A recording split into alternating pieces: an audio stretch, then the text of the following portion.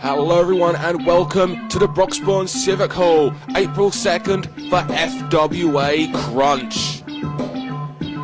We're kicking things off with match 2 of a best of 3 series. This features the entourage of Mark Sloan and Ollie Burns taking on FWA Academy champion Dan Head teaming up with Max Voltage. The first of this best of 3 series took place last night in Sudbury at Who's Fallen Who, which by the way, if you were not at, or if you do not own the DVD of, seriously, you must log on to frontierwrestling.com, click merchandise and get that, because it seriously is a hidden gem. In the contest, they are currently leading the series 1 match to 0. They are the team of Ollie Burns and the specialist Mark Sloan, collectively known as the Entourage. And again, as I was saying earlier, if you were not at Sudbury last night, you would have missed the first of this best of 3 series that saw Mark Sloan and Ollie Burns take the victory, and they currently lead 1-0 in this best of 3.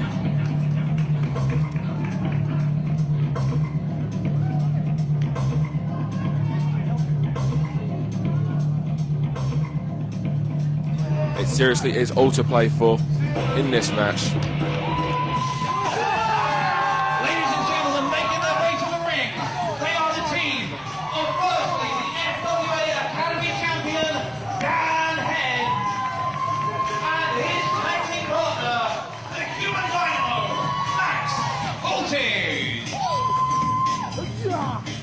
Max Voltage and Dan Head obviously need to win this match to keep the series going. Otherwise, it will be a complete whitewash for the team of Sloan and Burns. First match, as I said, took place last night at Sudbury, at Who's Fallen Who.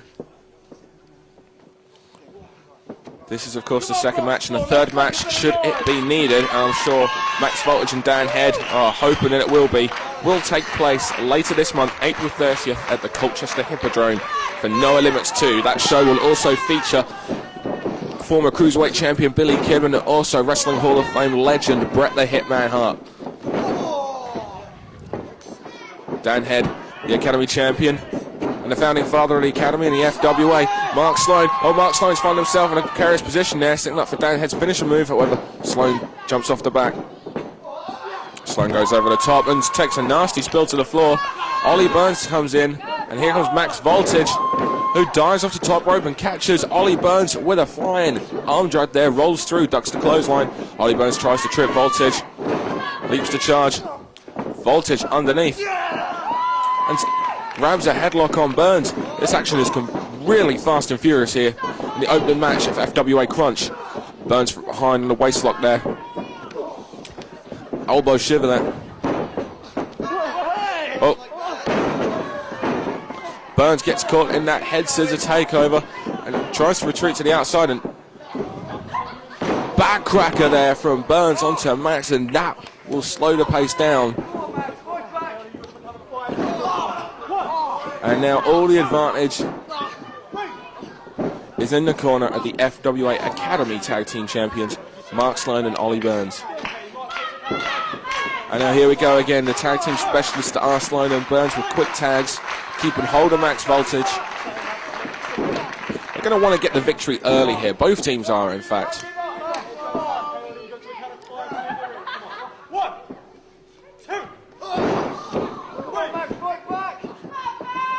Nice double team maneuver there from Sloan and Burns. Drop toe hold. And once again, another tag. So saying they're keeping hold of Max. Him in consistency in their quick tags and double team moves. Irish whips is called there. Burns follows.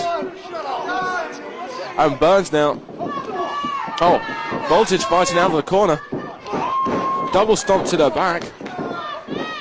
Blocks the forearm there from Ollie Burns. And well, Sloan tried to take Voltage off his balance, but Max ended up making it work to his advantage. But Burns quick there with the drop toe hold and gains hold of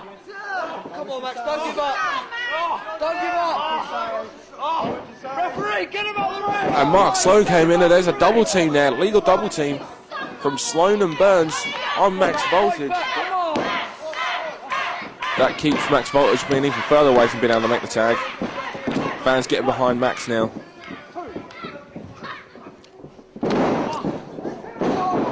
Slamming the knee drop there.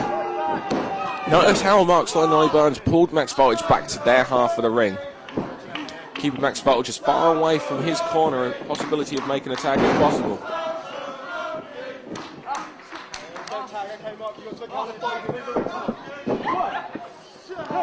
And once again, Sloan kept hold of that leg while Ollie Burns came in and took hold of that arm again. Ollie Burns with a top wrist lock drop there.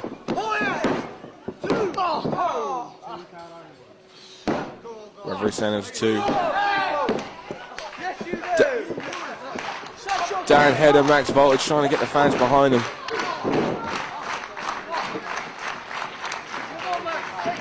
Another quick tag from Ollie Burns and Mark Sloan. And just a double hair pull there to put him down. Illegal tactics from Sloan and Burns. It was the same illegal tactics that last night gained them the victory at the Sudbury show. And again, if you did not see that, you can seriously check that out on DVD. Whoa! Max Voltage ducks the double back elbow, hits a handspring double elbow of his own, and now hopefully he can make that tag. And there's Dan Head, the Academy champion, and he comes in now. A series of clotheslines. He is well rested on the outside. He grabs hold of his original trainer, Mark Sloan. Oh, but Sloan knows the counter for that. Charges in, but Dan Head catches him with that big back drop, and now Burns is caught. And that series of headbutts from the FWA Academy champion. And there's a flying headbutt, but Burns ducks and Sloan took all of it. Dan Head, Irish whip into Burns, springboard, drop kick misses.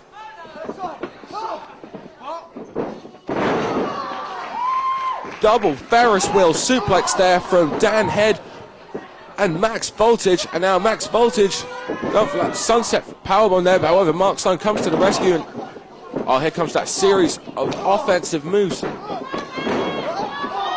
ending with the Yakuza kick from Sloan, and Burns makes the cover. Dan Head's back in the ring, but Max gets the shoulder up. Singing like flatliner there from Head. That takes Sloan down, and now Burns in there with Max Voltage. Burns takes the foot. Burns charges in again. Max catches him. Over now, Burns gets back on top. Whoa, and here comes Dan Head from behind. Nice move, and that could be it. It is! Dan Head and Max Voltage level the score in this best of 3 series. Oh, one apiece. The deciding match will take place later this month, April 30th, at Noah Limits 2. The series is now tied at 1 fall to each team. Dan Head and Max Voltage with a powerbomb, blockbuster, neckbreaker combo there. Awesome maneuver. Gets the victory. And just like that, they even the score up. All eyes now on No Limits 2 to see who comes out on top here in this best of 3 series.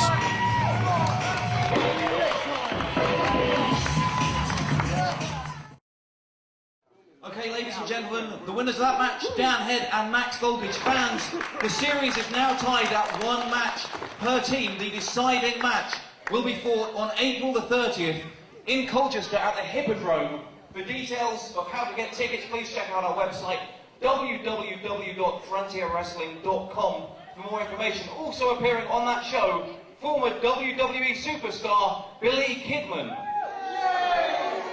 Fans, for more information about that show, be sure to check out our website, frontierwrestling.com, or indeed the leaflets on your seats here this evening.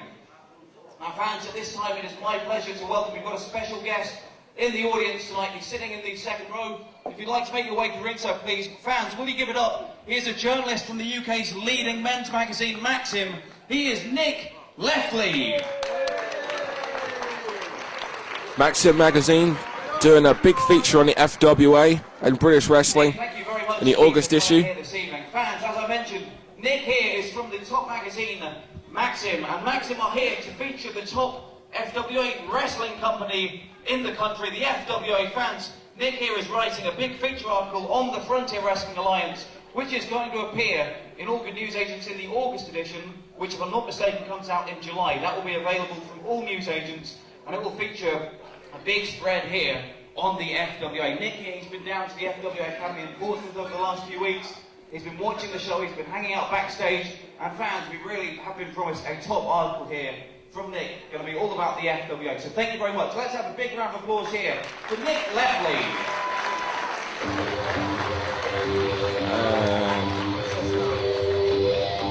No.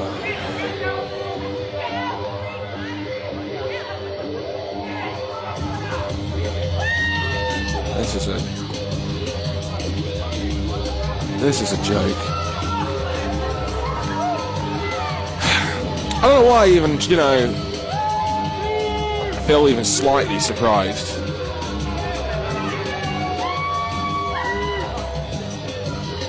The FWA British Heavyweight Champion, Hayde Vanson, now making his way to the ring while Maxim magazine reporter Nick Lefley is in the ring. There's the gorgeous Nikita. Well, maybe actually on, getting all worried up over nothing. I mean, he's reporting for a men's magazine. There's Nikita wearing not a lot. Maybe this is, supposed to happen. It could be. Boys and girls, ladies and gentlemen, stinking, sniveling morons that you are. Here come the beautiful people. Beautiful, please. Here before you have the new king and queen of British wrestling, international superstar Nikita, and your FWA heavyweight British champion, Hayde Vanson. Now, last time they were here at this venue was New Frontiers, where Hayde become the FWA British Heavyweight Champion. Now, if all the amazing talking turds out there have finished with their little comments, your champion, the Midnight Sinner, the Lady Killer, We could be here all night, folks. sexy South City thriller, would like to remind you of a few things, because I know you've got barely a brain cell amongst you all. So if you recall, this dump, Broxbourne, was where I won my beautiful, shiny FWA heavyweight champion. Now, I know you want to stand up on your feet and applaud, so by all means, go ahead. I'll give you a few seconds. Not a single taker. Oh, I think I heard one. One person applauds. Where is the love? Where is the love for your champion? It must be all the inbreeding, babes. So after winning the belt here, I went on to kick ass up and down the country, night in, night out, every day of the week. And I'm here to relieve you, the little people, of the boredom of your tedious lives, one more time, like only a South City thriller can. Now apparently, we've got a special guest here tonight. Some sort of Maxim Schlemiel. Well, I've always been an FHM man myself. I know you know what I'm talking about, right? Don't screw this up, Hayde. Well, I'll go ahead and I'll grace him with a few lines of quality dialogue for his little rag. So, let's get this interview started, because who else would it be about but the king and the queen of British wrestling? Let's do it, baby. Well, with all due respect, Hayde Vanson, the article might not be about you, I'm afraid. Actually, it isn't. Oh, is that about John Atkins? Why don't you tell me who it is about?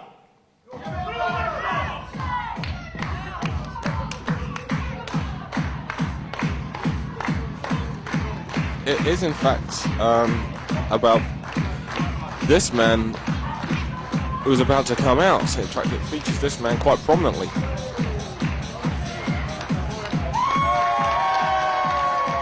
And that is the #1 contender to the FWA British Heavyweight Championship, the man that the South City Thriller Hayde Vanson will face tonight, Johnny Storm.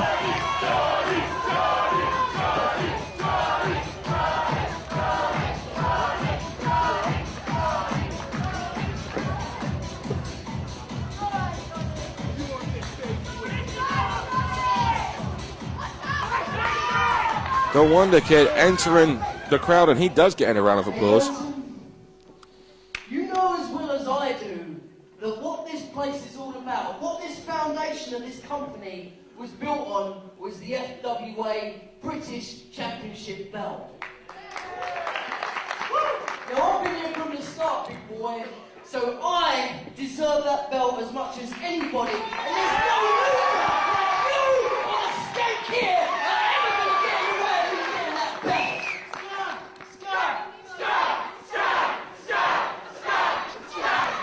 Fans letting Nikita know just how they feel about her. You seem to overlook the point that Maxim are here to interview the FWA British champion. Well, in case you didn't notice, by the time that magazine comes out, it's gonna be me! You know, you can't even call yourself a champion. Where do you wrestle? I wrestle Japan, Thailand, everywhere all over Europe, England, you, Butlins, Bob. And you can see him there every Thursday. So let me tell you this, Vanson. Make the most of that championship tonight, and you take your little girlfriend off home afterwards, because you're going to be crying in her lap, because you are looking at the new FWA champion.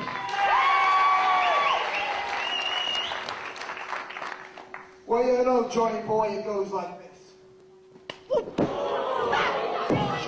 Oh, I think that was a big mistake. And the Wonder Kid firing back now. And here comes Nikita from behind. Nikita with a few forearm shots there. Didn't really get much offense though, because the Wonder Kid was soon there. And there comes James Tyne. It's almost like a repeat of last night with Hayde Vanson goating Johnny Storm out. And James Tyne jumping Johnny Storm from behind. But unlike last night in Sudbury, where Jody Fleisch came to the aid of the Wonder Kid, Jody's not here tonight. James Tyne now just choking out the Wonder Kid. This will be partly revenge for last night in Sudbury.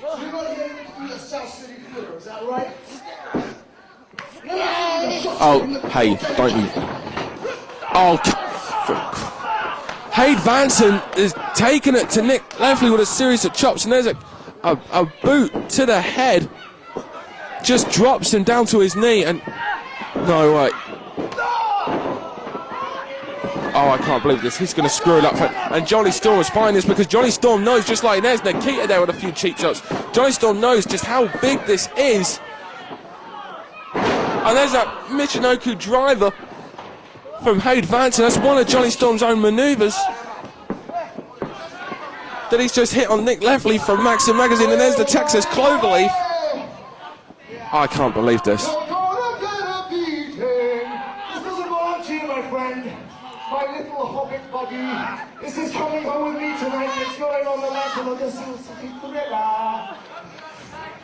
Johnny Storm has been... There's no one to... When it was the pucker one, Darren Burridge, they didn't think about him. They probably thought about how last night in Sudbury, Jody Forrest came to the aid of Johnny Storm. They didn't think that the pucker one, fellow Essex boy of Johnny Storm, would come to the aid. The pucker one, Darren Burridge, who actually next on will take on James Ty. Wait a minute. Johnny Storm with a corkscrew plancher on Ty and Hayde. Johnny Storm. And now Burridge takes the microphone.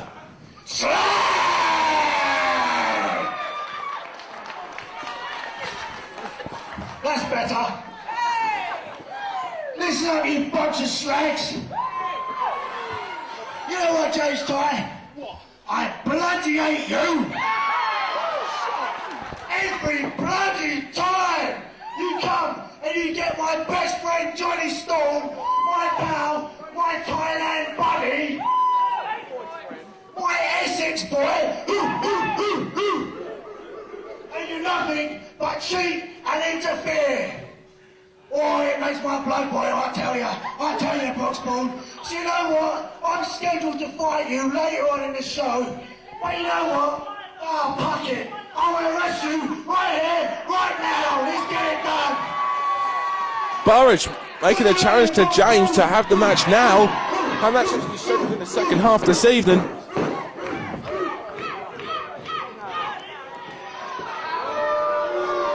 Last time James Tye wrestled here, he was in a losing effort to Johnny Storm in a qualifying match for that in that Champions Series. And wait a minute, Haid and James Tye now. Wait a minute, and Johnny Storm grabs hold of the tie and just sends straight into ring. And referee Steve Linsky's in there and he's rung for the bell and this match has begun. James Tye and Darren Burridge is starting now. Whoa! Great athleticism from James Tye, and given credit to pull out of nowhere, just steps up with that Hurricane Rana. Goes in for a clothesline, Burridge catches him and meets him with the elbow. Series of elbows there, another one.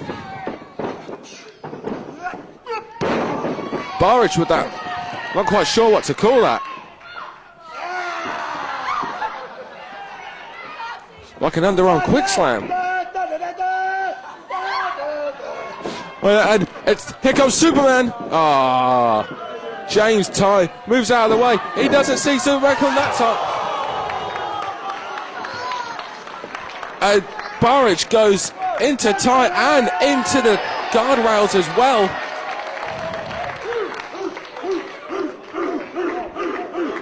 The fans getting behind Darren Burridge, and now they're brawling in the crowd now. And James Tye closes the barriers, trying to keep the referee out. I'm surprised that Tye wants to take it to the stands with a guy like Darren Burridge. Darren Burridge is going to have the advantage here. James Tye, a technical wrestling wizard, but what can he... But this is about brawling once you get out here, and we just saw there the two of them just running at each other with these vicious European uppercuts. And there's another one. Oh! Vicious double chop, and another one.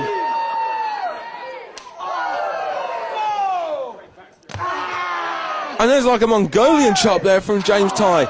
And the two of them, they're just continuously, and it's getting harder.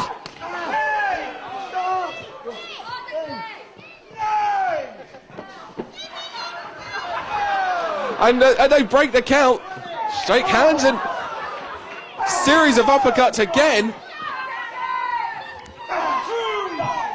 Oh, James Tye breaks the series though with a thumb to the eye. James Tye crawls back in.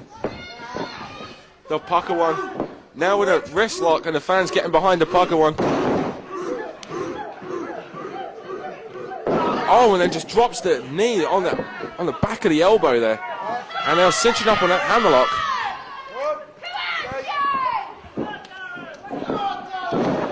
Darren Burridge rolls over, and now he has the wrist lock on that technical wrestling wizard that is James Tye. Tye trying to get out of this wrist lock. These two have done pretty much everything except get these wrist locks on now. They've chopped the living life out of each other. No. Referee Steve Linsky asking James Tye. To my knowledge, this is the first time these two have ever competed, and you've got to wonder what impact this match will have on the FWA title rankings. Can James Tye, Darren Burridge?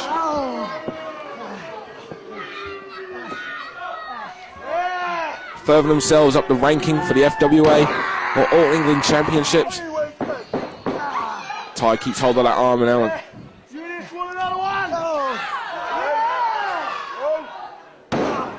And Tye snaps that arm back.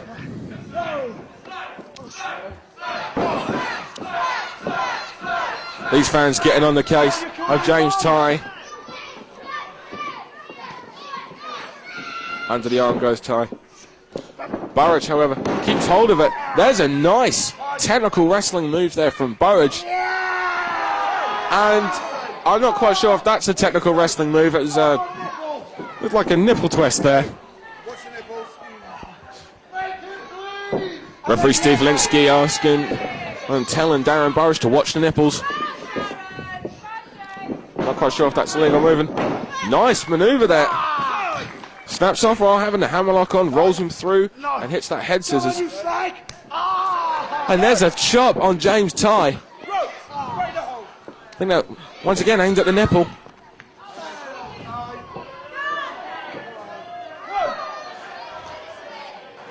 James Ty is very concerned about that nipple. Maybe.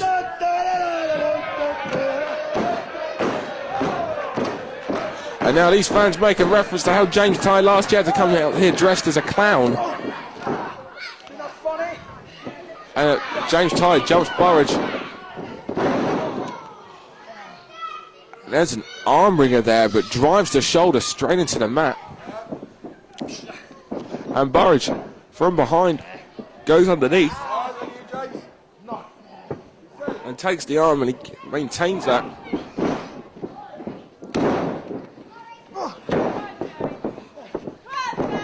James Ty, who has been on a little bit of a...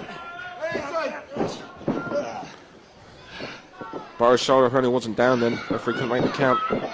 James Ty, as I said earlier, has been on a little bit of a losing streak again, but it's when James Ty is on a losing streak that he seems to then fight even harder to get that victory. Remember, last time James Ty was on a losing streak, he got that memorable victory over Johnny Storm that put him out of the FWA for a considerable amount of time.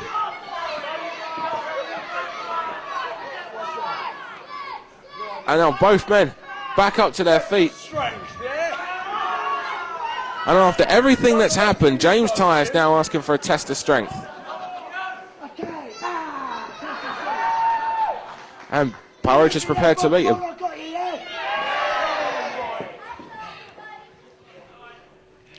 And they lock hands now. James Ty turns that under. And you can see the knees of Darren Burridge buckling.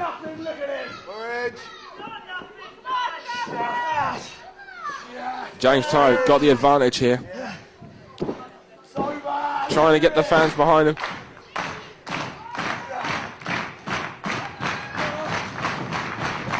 Fans behind Burridge solidly. He's shaking now. He falls back, uses the leg to kick out. Stands on the arm of Darren Burridge. Rolls through. Nice series of arm drags now. And a headlock takedown. Ty reverses, puts in a head scissors. Gets taken down. Another one, another head scissors. Burridge now, again with another headlock. And these two are just trading. Headlock takedowns and head scissors. I wonder if we're going to see a headlock takedown. We do. There's another head scissors. And this time, James Ty maintains the head scissors on the pucker one. Like 6 or 7 continuous headlock takedowns followed by head scissor counters there.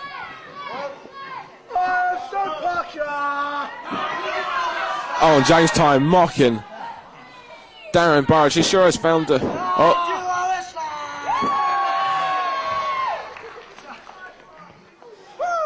Interesting, comedic. Well, James Ty's been tied up in a... I think he knows a bit like this. I am so pucker. I wear loads of jewelry. I like pucker. Darren Burridge is actually... Darren Burridge has interrupted this match to have a bit of a sing-along. James Ty, meanwhile, has found his way out of that hole and he's behind, from behind. That palm handle side suplex. And what a way to stop a sing-song. Burridge gets the right shoulder up. If Burridge wasn't taking this match seriously before, I am sure he is now.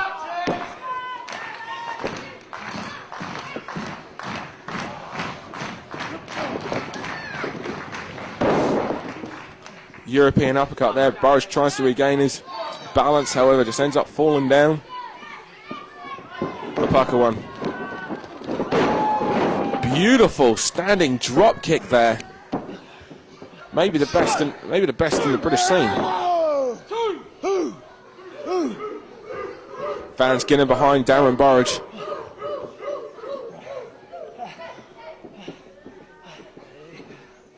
James Tye picking the pucker one up and now cinching on that reverse chin lock now. Driving the knee into the back. He's going to stop any more comedic offense from Darren Burridge that takes all of his opponents off guard. Burridge is incredibly unorthodox, and that's what works for him. He can wrestle, but mixing that with his unorthodox style makes him just that little bit more unpredictable, that little bit harder to scout.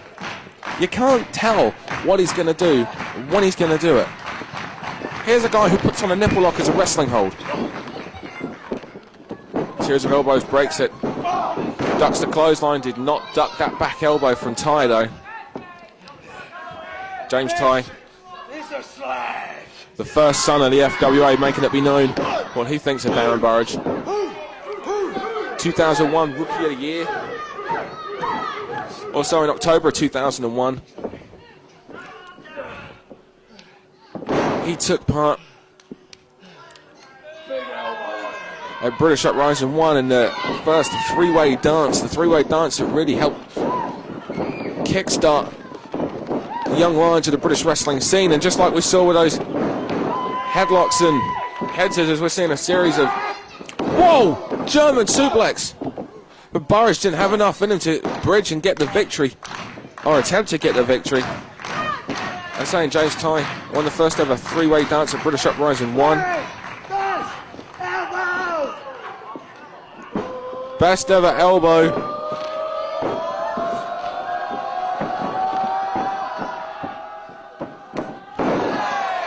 There it is, pointing the elbow straight to the sternum. He gets a hell of a lot of momentum after there.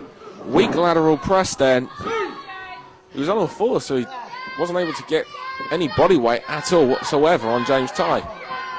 Fans getting behind the pucker one. Irish whipped into the corner. Misses the charge and the shoulder block. James Tye, Tye fighter, this could be it. Hooks the leg, 1, 2. Burridge kicks out. Near fall there for the technical wrestling wizard. Front face lock now. Oh, Titanic! He hits it! This is it! 1, 2, 3! Burridge kicks out of the Titanic. That's the two of the main offensive moves of James Tye, the Tye fighter, and the Titanic, and the only thing that's left is the Texas Cloverleaf. Oh, he's going for another Titanic. Underneath. Well, here comes that pucker lock. And he's wrenching it in now. If anyone can find a counter for this, though, it's James Tye. The fans, oh, James Tye raked the eye of Darren Burridge. Darren Burridge, who's coming off a hard match from last night in Sudbury against Paul Tyrrell, who was making his FWA debut. The match went to a time limit before going into 5 minutes added on time, and now James Tye taps out. What a victory, almost an upset here for the pucker one, Darren Burridge. Well, Burridge's stock has just gone up by 200%.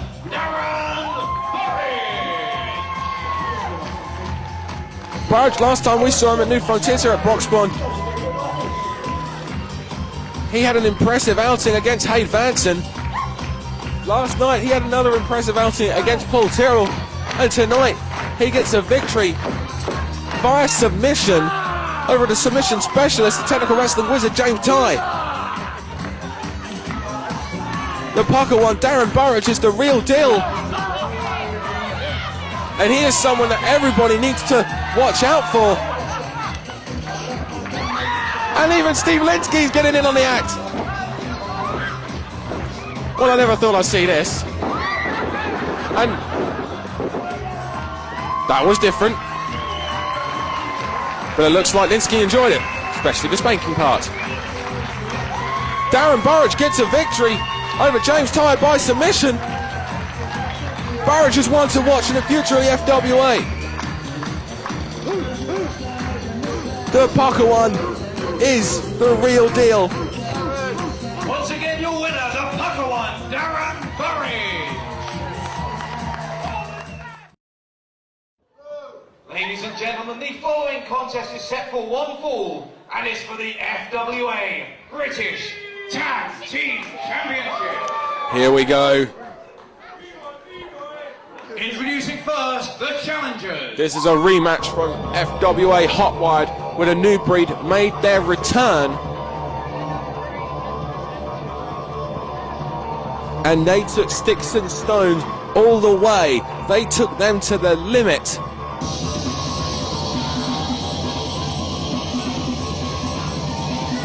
But it was the interference of Dean Ayas and his cane that garnered Sticks and Stone the victory.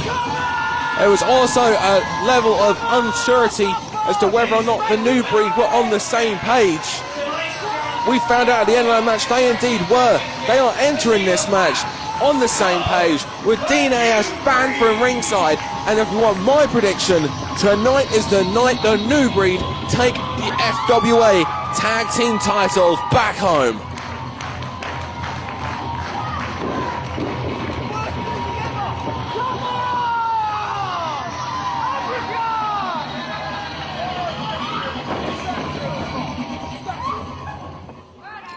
The new breed challenging Sticks and Stone. Fans solidly behind the new breed. Ashen Curve.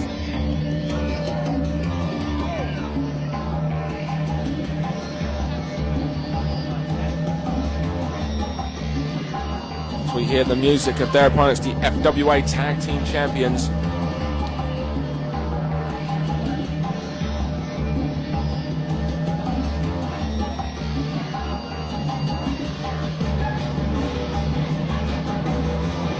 To make their way to the ring, they are the team of Martin Stone. Sticks, they are the FWA British Tag Team Champions. Sticks and Stone. Sticks and Stone entered the FWA as the bodyguards of the show stealer Alex Shane for doing such a great job. He said they could have any favour they wanted. They wanted tag team gold. He then put them in contact with Dean Ayas and sold on their contracts to the Twisted Genius. And the Twisted Genius has indeed taken them to tag team gold.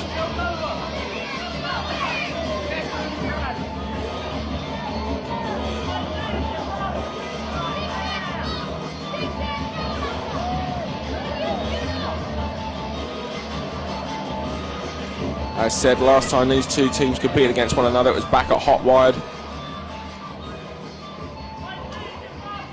It was a fantastic match. Both teams gave their everything.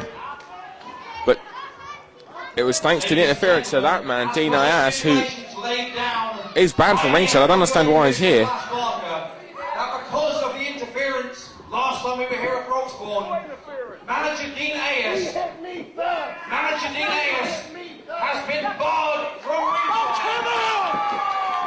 And if he does not leave the ringside area, then the team of Sticks and Stones will instantly be disqualified and lose the British Tag Team Championship.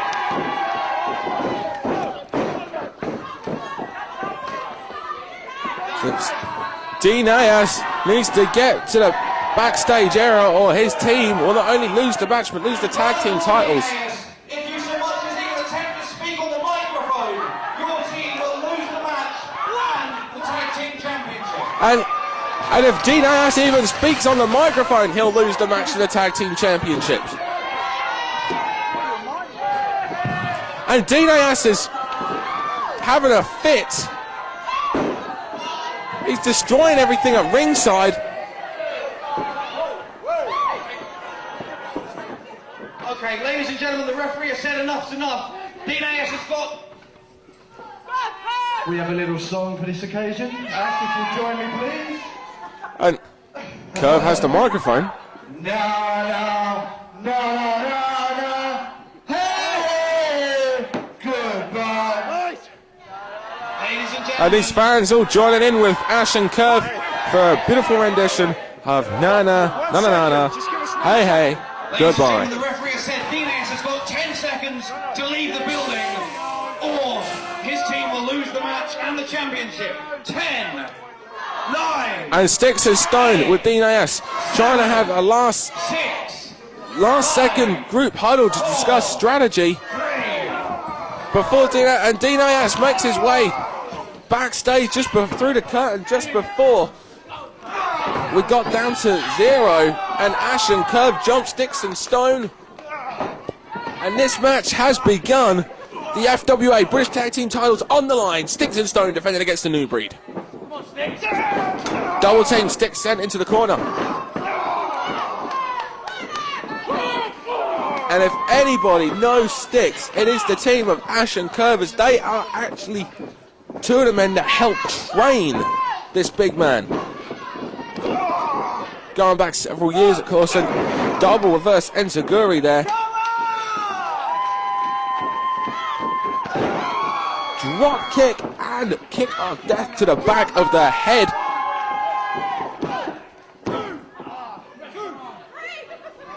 Ash gets the cover, Sticks kicks out at 2.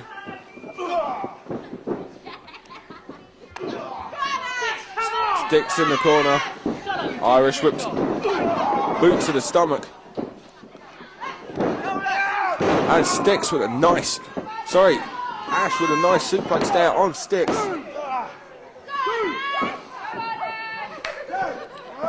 Quick tag now. Onto Curve. Curve with that forearm smash onto the back of Sticks. But Sticks now with a rake to the eyes.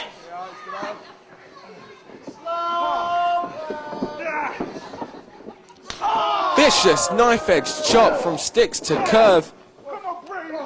And just slaps him in the face. And now, series of chops and then a series of kicks from martial arts specialist Curve. And that was just flush in the jaw. Smart move from Curve there, using the martial arts tactics. He's keeping the much stronger big man away from being able to pick him up. Keeping him at that feet length distance.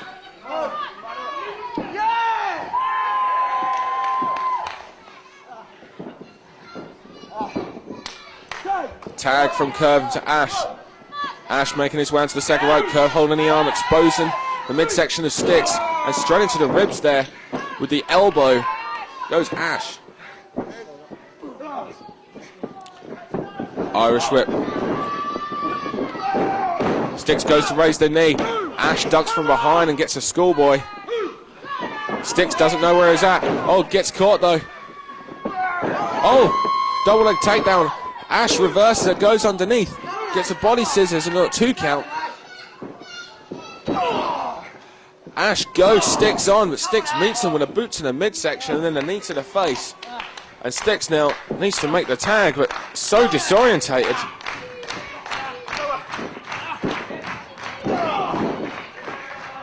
Sticks makes the tag, and into this match for the first time comes the human breeze block, Martin Stone. Oh, Ash makes the tag, and now Curve is in the ring. It's interesting to see how these two will match up again. Martin Stone swing and a miss. And now the two of them trading forearms. Stiff forearm shots from both Curve and Martin Stone. And Curve firing off with a flurry of forearm shots there into the ropes. Sticks meets him on the outside, and oh my goodness.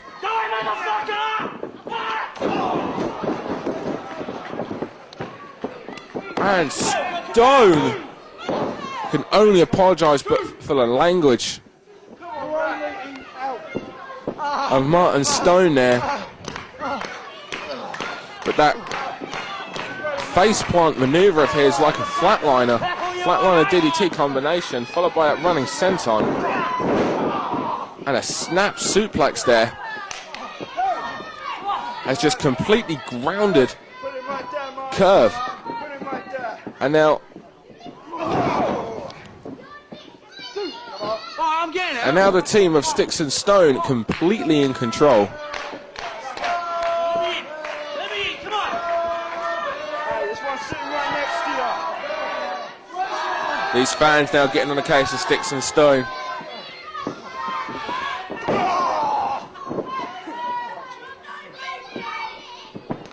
Oh, and there's a stiff uppercut there between the shoulder blades of Curve. And the referee is with Sticks, and there's Martin Stone who's choking out Curve. And now Sticks, while the referee is preoccupied with Ash, as Ash tries to make his way into the ring to try and help his partner out, is actually doing the opposite. Big experienced tag team like Ash and Curve would know these tricks, but when you're in that ring, emotions boil high.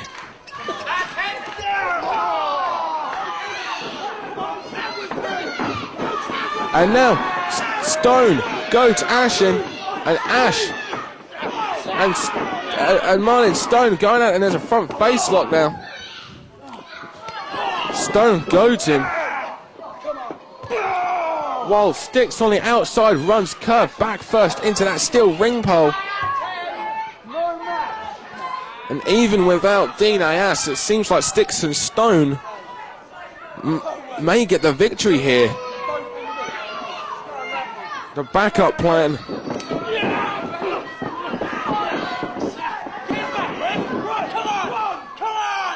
The backup plan that Dean Ayas seemed to come out with is working.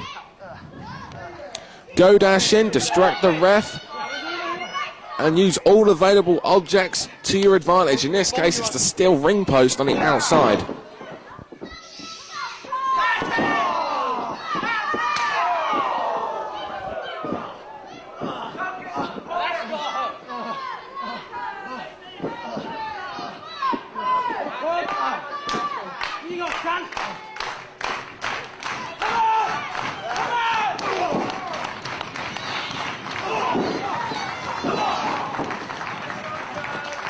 Curve tries to fire back, tries to get some offense in, but Stone just cuts him off. Fans getting behind the breed. Running lariat there. And Stone running Samoan crash here.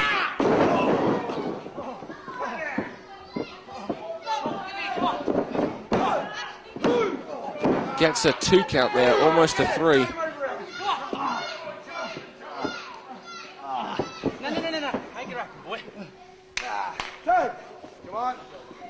Quick tag in there to Sticks. And these two monsters. Irish whip into the elbow of Martin Stone. Side suplex. That back is taking a hell of a lot of punishment. And usually when they do that knee drop combination, it's onto the chest and the chin. Stone told Sticks to turn him over so he could drop that knee in between the shoulder blades and further on the back. And that's no small man dropping a knee on you. Martin Stone, a human breeze block. Along with Sticks just physically taking apart Curve, and now maybe we're going to see that Sticks bomb. And Curve fights out of it, rolls backwards, hits that head scissor takeover. Curve trying for a second win here. Maybe you should be going for the tag on Ash. You see Ash reaching out for a tag there. Curve hits a brainbuster on the big man Sticks. Stone runs in, gets met with a lariat there from Curve, and Curve is down, taking both men down and flat on their back. Curve makes the tag, and Ash has hit the ring. Series of forearms, the freshman with a running, spinning forearm there. Shades of Misawa. Ash reversed, boot to the chest there, reversal, boot to the chest from Sticks. Nice standing drop kick met. Sticks center of the ring. Ash rolls over, could be a 3. In my opinion, the New Breed are perhaps the greatest tag team the UK scene has ever seen. And it could be only a matter of time before they end up wearing those FWA British Tag Team titles and proving, whoa! Standing Hurricanrana takedown there. Ash rolls over. Just gets an arm. Shades of the Frankensteiner there from Ash. Taking sticks down on the back of his head. Ash and Curve, they grew up together watching tag team wrestling. They spent nearly every day together watching tag team wrestling, studying tag teams from all over the world. They are tag team specialists. And now, Ash, that's the finish. If he could, he's got it on both men. If he could get the victory now, 1, 2. Both men just suddenly able to get the shot up. Maybe if they'd been able to hit it on just one person, use both arms to drive that one head down to the mat, that could have been a 3 count.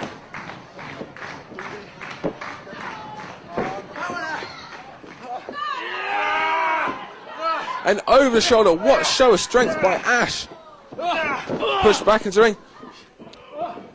Double hip block attempt, no, they catch. And a hip block into a power bomb. 1, 2, Curve there with a running elbow drop, breaks up the count. Ash and Curve watching one another's moves. Trying to use their tag team and ability to overcome the power and strength advantage of Sticks and Stone. Boot to the head of Curve, keeps him out, and Ash, his team going for something else now. Another double team move. How much more can Ash take before it's over? Double suplex now. Oh, they're setting him on the top rope. Vicious European uppercut, vicious chop from Martin Stone. Series now. And both these big men going to the second rope, and there's Curve from behind. Curve sits behind Martin Stone with a running powerbomb there on Stone, takes him down. Ash fighting back on the big man Sticks. And now here comes a powerbomb attempt on the big man, and there's Ash, and powerbomb neckbreaker combo there. We saw that used earlier in this evening with Mark Sloan and Ollie Burns. It got the victory for them. It looked like it would get the victory for the New Breed. Oh, Stone was in there to make the save, and Stone, the pitbull, is charging and taking Curve out of the ring.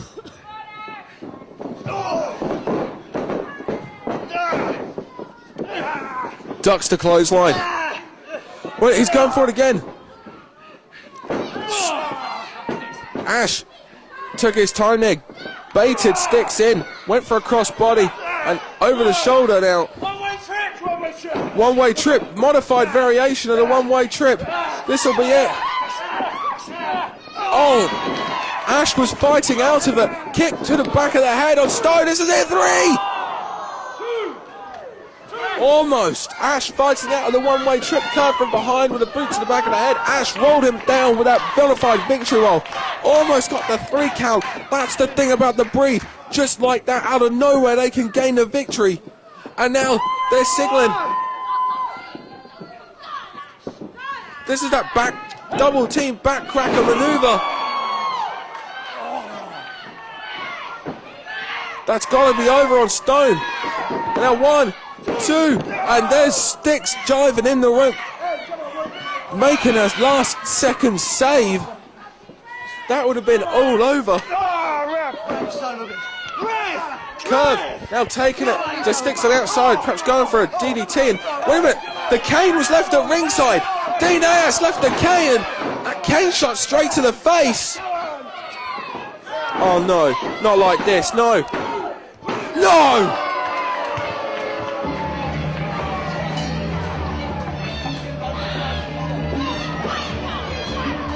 No, Sticks and Stone. Dean Ayers deliberately left that cane at ringside. Stone took advantage of it, nailed Ash squarely in the face. Whiplash effect takes Ash down, knocks him out. Curve charges into the ring. Stone takes a run out. Dean Ayers on the Fight Network, which you can hear every Sunday at 6 p.m. on www.icrfm.co.uk. The official radio show of the FWA said last week on TFN that he had a plan B. Hell, he even said he had a plan C last week on TFN. This is obviously what he was referring to.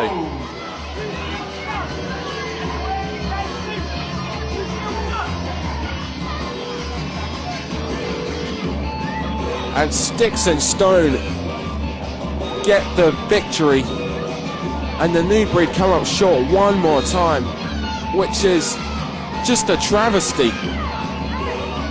Dean Ayers at ringside, he's very happy with himself, doesn't see, oh he sees Ash and Curve now. Ash and Curve pulled a Twisted Genius in the ring. They're going to make him pay. It's because of him at both times that they have come up short in the losing effort to the tag team champions Sticks and Stone, and now Sticks and Stone, and now the Breed going for that finishing move. Plan B is really falling. Wait a minute, that's Charlie Rage. Charlie Rage spears Curve. Why is he here? Where's he come from? Why the hell is Charlie Rage here?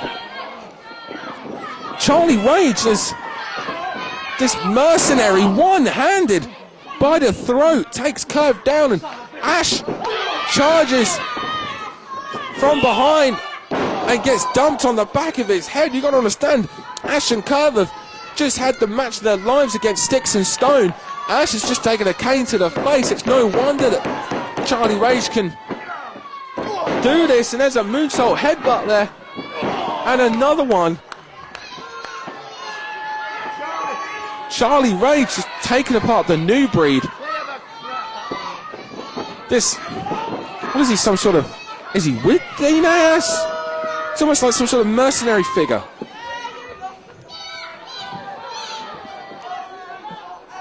Yeah, he takes apart Ash and Curve after they've just wrestled that match against Sticks and Stone, after they've just taken a cane to the face. Every good manager has a plan B, but only the great ones have a plan C. Good seeing you, sir, and thank you very much. Boys. And Dean Ayers holding that envelope, which we can only gather is full of cash, paying him off like some mercenary. Come in this ring. I have told you all before, and I'll tell you again. Sticks and Martin Stone are the best tag team in Britain today, and there's nobody in the country that will take these belts off of us. You woman, you're gonna have to count first. Well, I'm sure if the New Breed have anything to say about it, that's exactly what they would do. The Breed were robbed out of the tag team titles one more time. What's it going to take for the Breed? And Charlie Rage, this mercenary figure,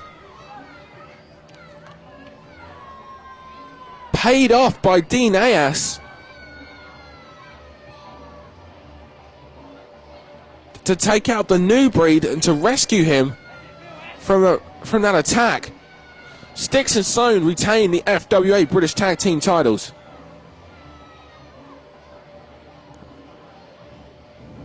But what about Charlie Rage?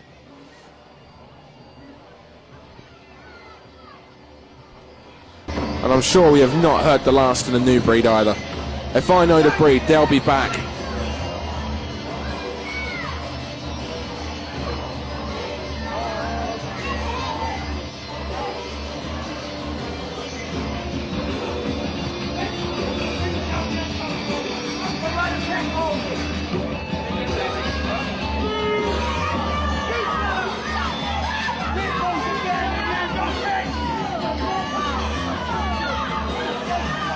Who can take the tag team titles away from these two monsters?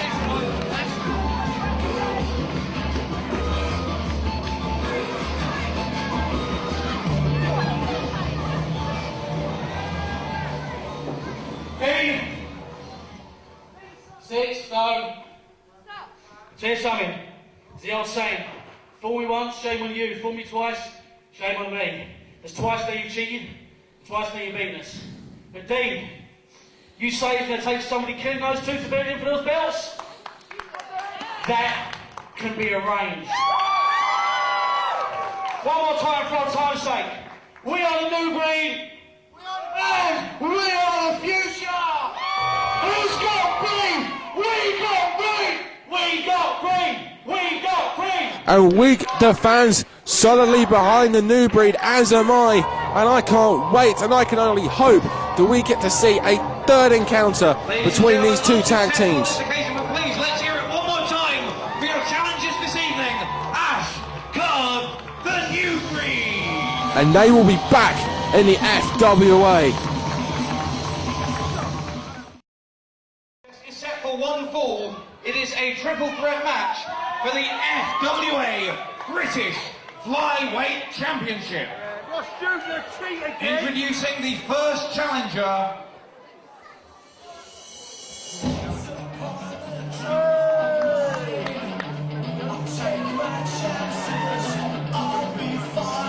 And this is something we have been looking forward to. Once again, if you were not at Sudbury last night for Who's Fallen Who, once again, you seriously must get hold of the DVD because it is a little gem. And the show kicked off when a match between this man, Unbreakable Stevie Lynn, and a man making his FWA debut, Pac. And oh my lord, what a match. Seriously, this match was incredible. I cannot say enough good things. These two, much like when Jody Fleisch and Johnny Storm springboarded themselves onto the UK scene and were known for having a series of fantastic matches that everyone had to go watch and see. I say Stevie Lynn and Pac are that next series of matches that everyone needs to see. These two are absolutely incredible.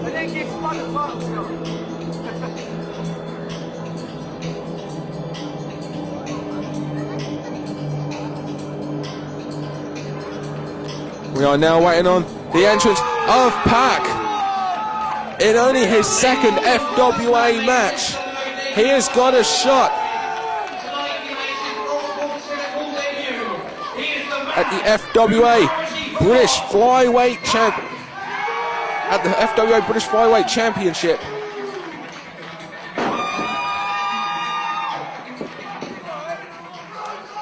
As I said, it's only his second match and got a shot at the FWA British Flyweight Championship. Pac, impressive in his debut last night against Stevie Lynn.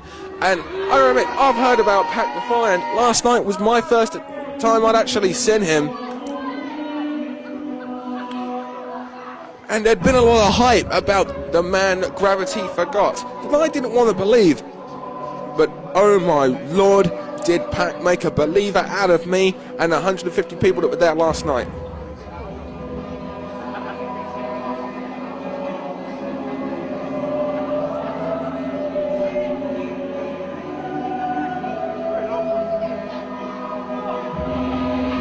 We're now waiting on the arrival of the FWA British Flyweight Champion, The Gift, Ross Jordan.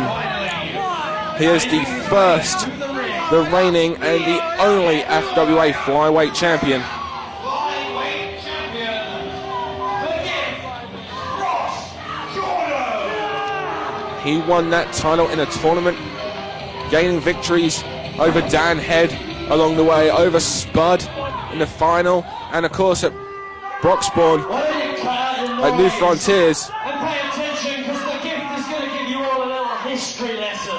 He gained a fantastic victory over Spud in a fantastic ladder match. Am I the FWA Flyweight Champion? I am the first FWA Flyweight Champion.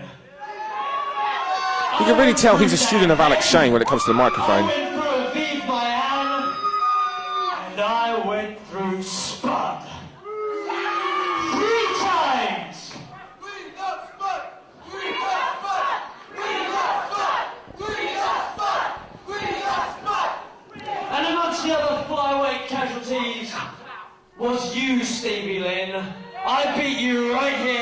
in Broxbourne Civic Hall.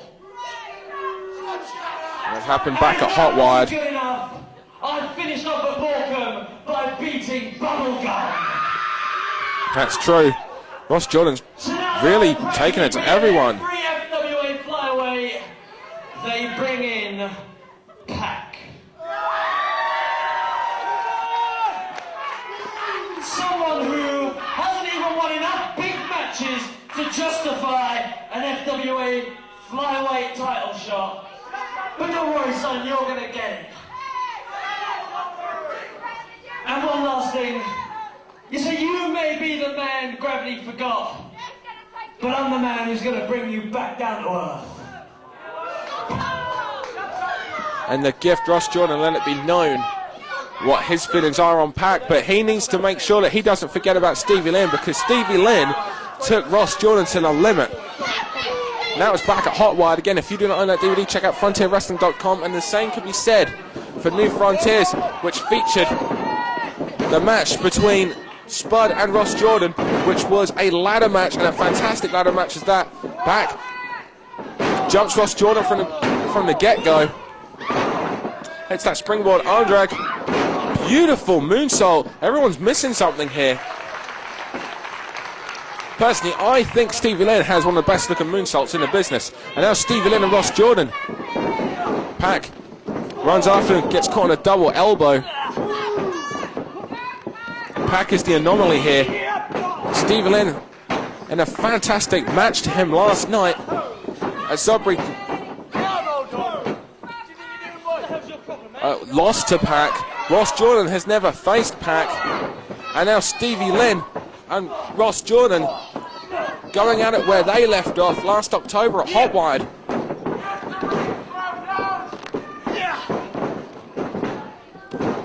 Standing Hurricane Runner heads as a takeover there. Oh, vicious Onsaguri kick. Sends Ross Jordan to the outside. There's Pac. Oh, springboard misses. Stevie Lynn sidesteps him. Hurricane Runner attempt now from Pac. Lands on his feet. Nice scissor kick there.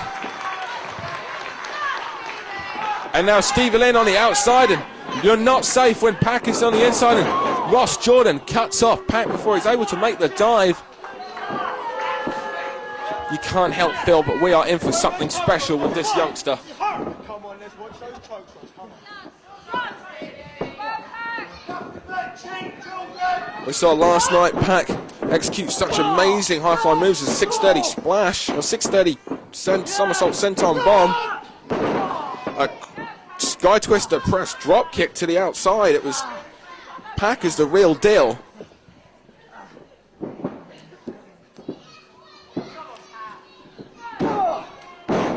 Forearm shiver there to Ross Jordan. Scoop slam.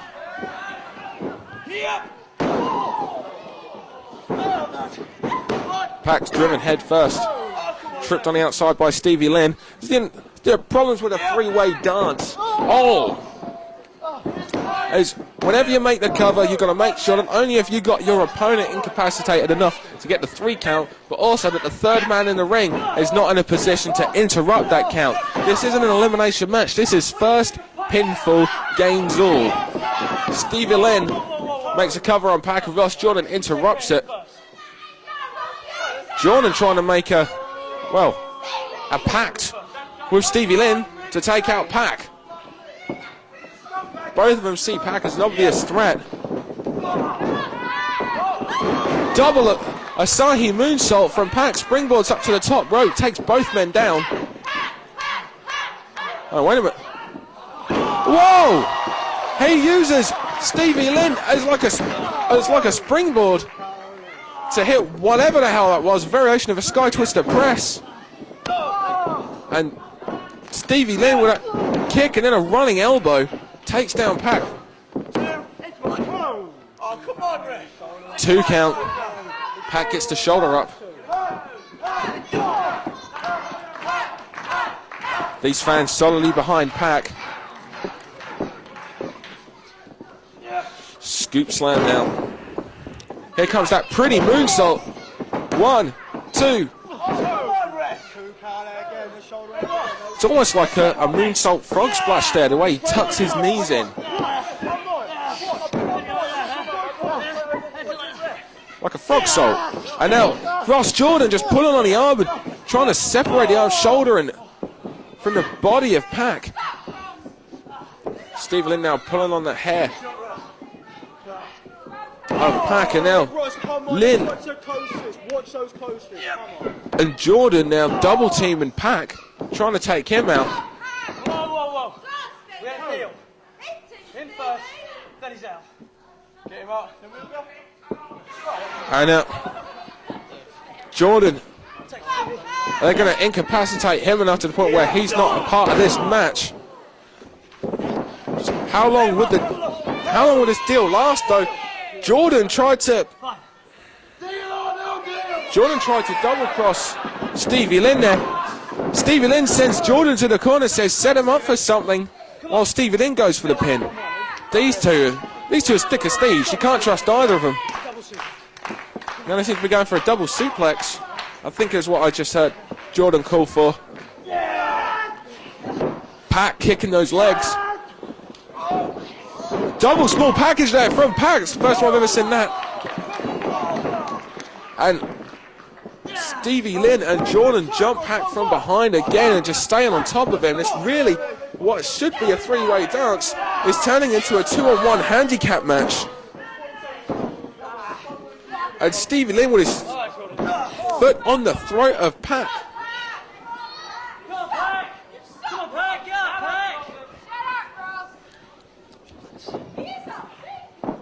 Stevie Lynn now setting Pac up. Textbook snap suplex there. Somersault. Drops down with the elbow. And Stevie Lynn again interrupts the count of Ross Jordan. Jordan saying stick to the agreement. Both of them just trying to get one over. And there's a fisherman suplex. Both men continuously hitting moves on Pac and going for the victory and breaking up the other's count. I said, these two are thick as thieves. You can't trust either of them. And now there's a submission hold on Pac, and well, that's a point. What if Pac taps? Wait a minute, now Stevie Lynn now is applying a submission hold. Oh! Well, I think we've seen the end of that agreement. Stevie Lynn made it look as though he was going to go for a submission hold on Pac as well. What the hell's wrong with you? What the hell was that? What's wrong with you, boy? And now we are seeing, finally it looked like it was only a matter of time before these two really got in each other's faces. And that's what we're seeing now. Whoa! Drop salt there from Pac, takes down both Stevie Lynn and the gift Ross Jordan. And now Pac going to the top rope, but there Stevie Lynn cuts him off. And now, oh, here comes that burning hammer pole driver.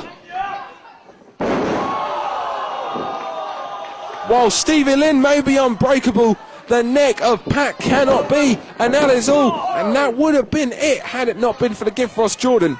You know what? Deal's off. Ross Jordan saying that the deal's off, and there's just a boot to the face. Face first goes unbreakable Stevie Lynn. Stevie gets the shoulder up.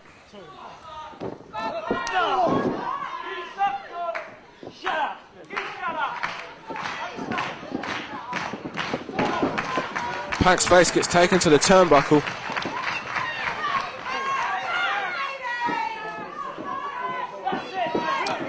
And gift Ross Jordan was set up for something.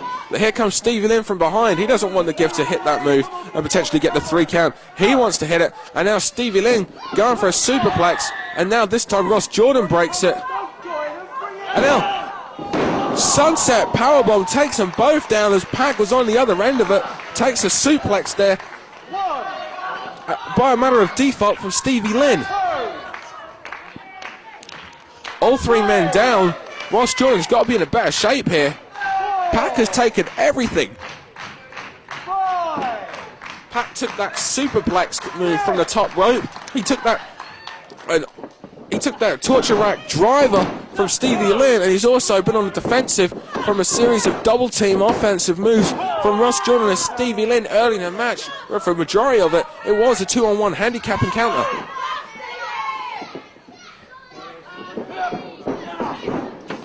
Irish whip into the corner. That's the finishing move of Ross Jordan. That's what he used to defeat Stevie Lynn with back at hot wired. Stevie Lynn this time was able to find enough to kick out of it, but there was Pac. Blue Thunder driver from Pac. This could be it. Now, it would have been it had it not been for Stevie Lynn. As I mentioned earlier, you've got to look out for that third man. Stevie Lynn now going for that brainbuster. Pac from behind. Tiger suplex attempt here. He rakes away over the shoulder. Death Valley driver onto the knee.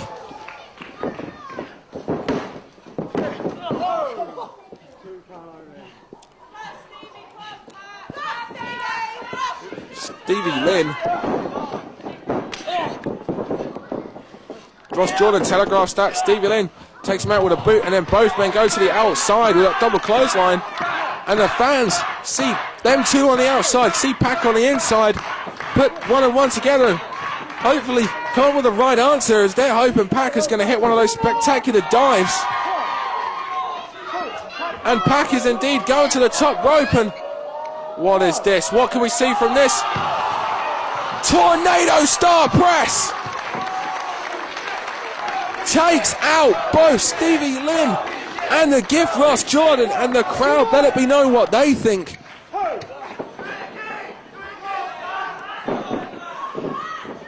Tornado Star Press, and now he's going for that Tiger suplex. He hits it 1, 2. The gift Ross Jordan takes out the legs of Pac. Breaks the 3 count possibility there. Ross Jordan now setting up for something of his.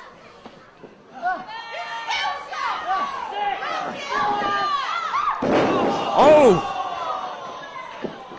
Variation of the Angel's wings. Set out double underhook. Reverse powerbomb now, and now he's going to hit it on Stevie Lynn. He hits it on both men, and that's going to be it. Stevie Lynn, however, drops to one knee, making it harder for Ross Jordan to be able to hit that move. Oh, and now Stevie Lynn, brainbuster. Stevie hooks the leg on this one. He could get the 3 count, but there's Pac. Again, that third man you have to consistently keep your eye on. Pac now.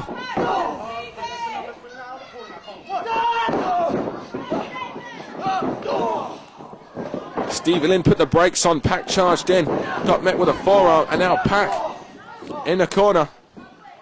And what is this? Pac on the top. Oh my! What in the hell was that? A shooting star knee drop there to the back of Stevie Lynn. I have never seen that. Never. So unorthodox. So innovative. And you can hear the fans cheering for Pac. Never have I seen anything like that. I have never seen anything like that. Ross, come on, man, come out of the corner, come on. What? This is the end for you, Pat. And now Jordan's signaling for something. And now Stevie Lynn's coming up to the top rope, to the second rope as well. And it seems like both of them, having tasted the flurry of offensive moves from Pac, are prepared to put that deal back on. How long for though? Oh, and Stevie Lynn takes a nasty spill to the outside. Jordan is prone on the inside. Pac, 630 splash, 630 senton. We saw that last night. He got the victory then. He gets the victory now. Pac is the new FWA British Flyweight Champion. FWA British Flyweight Champion, Pac, in only his second match, becomes the FWA British Flyweight Champion.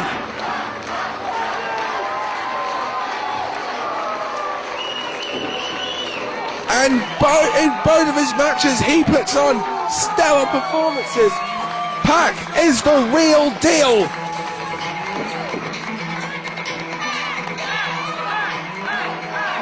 And who can take the flyweight title away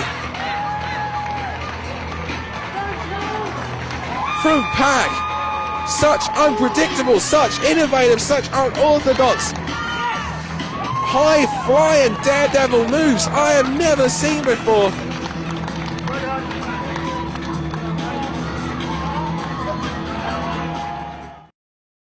Folks, the following contest is set for one fall and is an open challenge match for the FWA All England Championship. Well, from one title match to another, we've already seen one title change hands here tonight. He has said that anybody in the country, whether or not they are under FWA contract at the moment, is entitled to a shot tonight. So introducing first, the mystery challenger. Last night, the mystery challenger was the Dragon Isu from 3CW. Who will be the mystery challenger tonight for an open shot at Leroy Kincaid's All England title? And I'm saying we're going for one unbelievable title match where the title changed hands as Pac became the new FWA British Flyweight Champion and proved he is indeed the real deal. Became the new FWA British Flyweight Champion, defeating the Gift Ross Jordan and Stephen in an epic three-way encounter. Now we are seeing George Castano.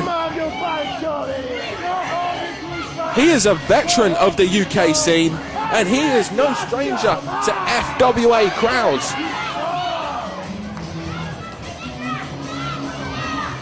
And now George Castano is going to take on Leroy Kincaid. And George Castano, a veteran as I alluded to earlier, if he can use his smarts and use his veteran experience, then I actually believe that George Castano has a shot at becoming the All England champion. But it all depends on just what type of mood his opponent is in.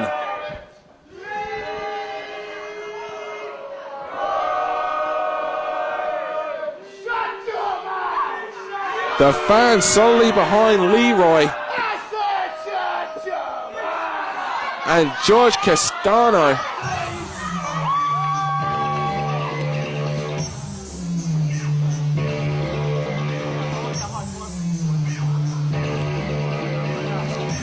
We are waiting on the arrival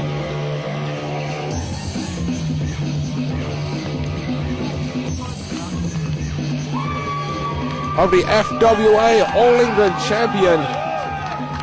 Making his way to the ring, he is the All England champion. We saw last night him take apart 3CW's The Dragon Isu. Tonight it's George Castano challenging.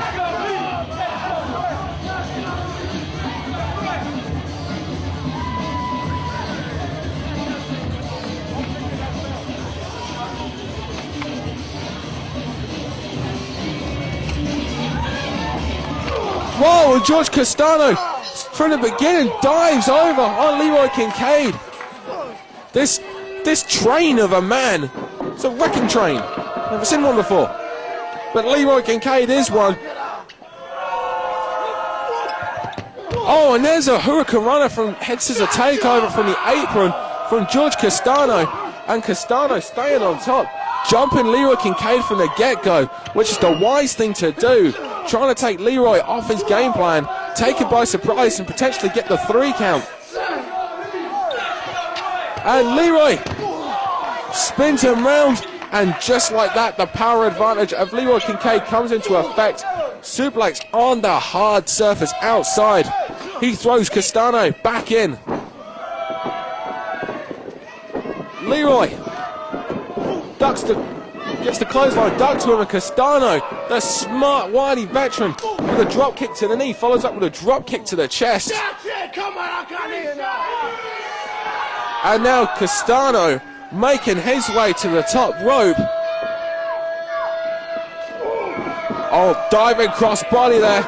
Gets caught by this powerhouse, Leroy Kincaid. And just dumps him. Irish whip.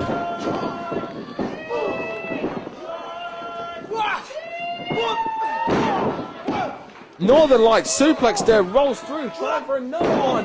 Whoa, great power there from Castano. And Leroy gets the shoulder up. And gotta be impressed with Castano. Whoa! This human express train that is Leroy Kincaid is just keeps popping back up. No matter what George Castano throws at him, Leroy Kincaid just pops and explodes back up. Whoa! Clubbing clothesline turns Castano inside out.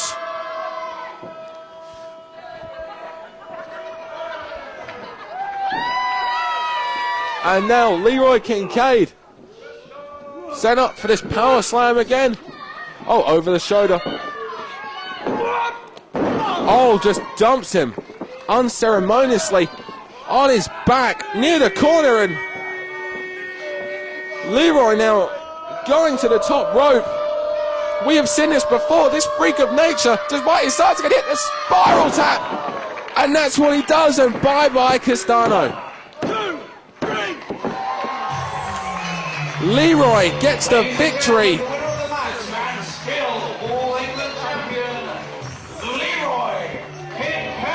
He took everything that the more experienced George Castano had to offer.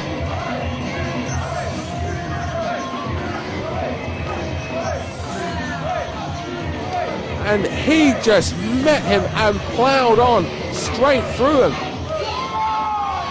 This wrecking machine, this express train, this freak of nature that is Leroy Kincaid adds another name to the list of conquered opponents in under 5 minutes. Can anyone take the All England Championship away from this monster?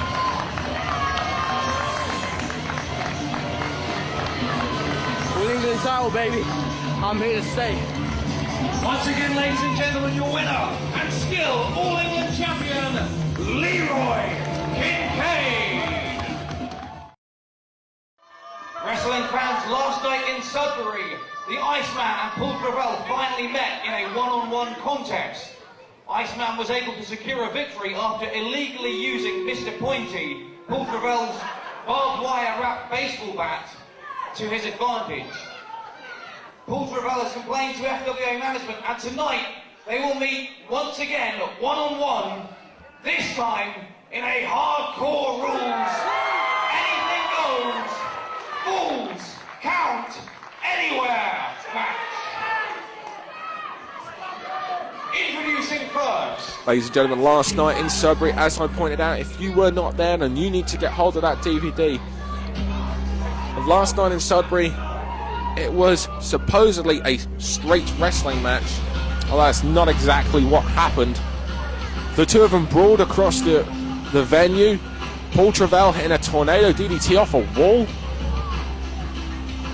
And yes, Mr. Pointy, the barbed wire baseball bat of Paul Gravel's came into play thanks to Greg Lambert. Iceman used it to his advantage and gained a victory. Tonight, however, all is legal. All weapons are legal. It's hardcore rules. It's ultra violence.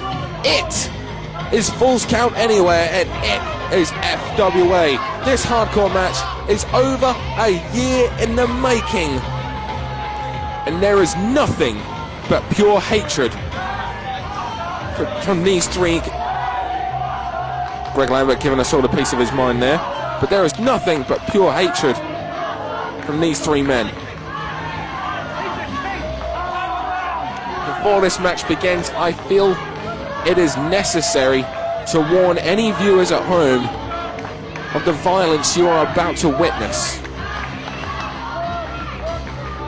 if you are watching this right now and there is perhaps some young children in the room with you right now, it might be worth asking them to leave or turning this DVD off right now, because this is not going to be suitable for young children. This is not going to be suitable for those of a nervous disposition and those of a weak stomach.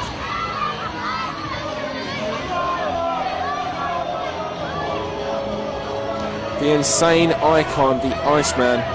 That's it, by the way. That's my public service announcement. If you are still watching this, be it on your head the violence you're about to witness.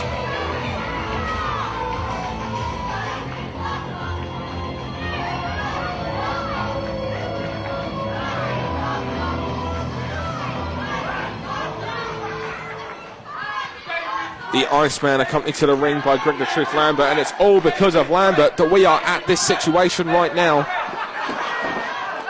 Calling David.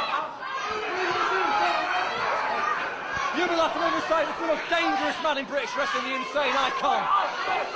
To be honest, that's quite possibly true. The Iceman, who at this very venue was going around backstage taking people out.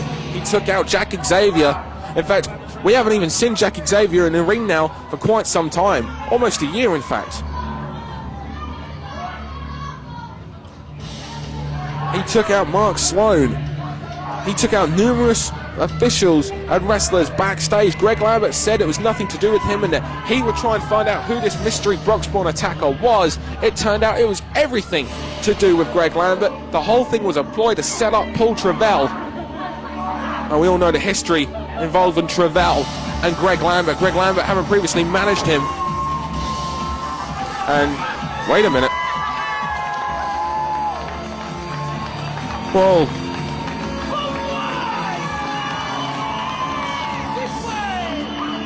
Apparently we go this way. He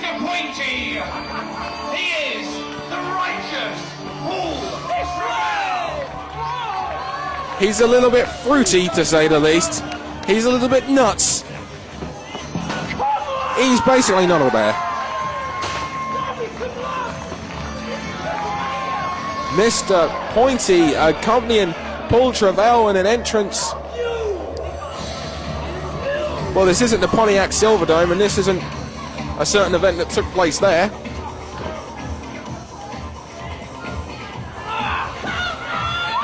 But I suppose for Paul Travell, being accompanied on a platform surrounded by weapons is almost like home. But the fun and games are now over, and Travell and the Iceman are now in the ring.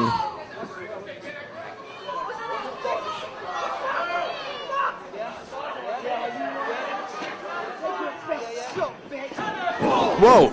Well, we heard Travell there say, "Take your best shot," and then call him a female dog. I think I'm scared of you, big man. You're nothing to me. You ain't hardcore. Yeah. Okay, this could seriously get dangerous.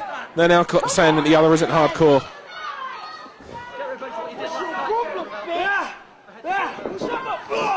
Oh, vicious headbutt there. And Travell just popped straight back up. These guys are nuts. The hardcore icon and the insane icon meeting for the first time with no rules here at the Broxbourne Civic Hall, where it all began. This match, over a year in the making. Iceman, Irish whipped into the ropes, back elbow. Don't be fooled, it's only a matter of time before this completely breaks down. You will not see any top wrist locks. You will not see any fireman's carry takedowns. You will not see any German suplexes. This is simply going to be an all-out war. Iceman on the outside, he's not safe because the hardcore icon Paul Travell will do anything and even take out his own ligaments. And that somersault plancher to the outside, landing hard on the barriers on the outside.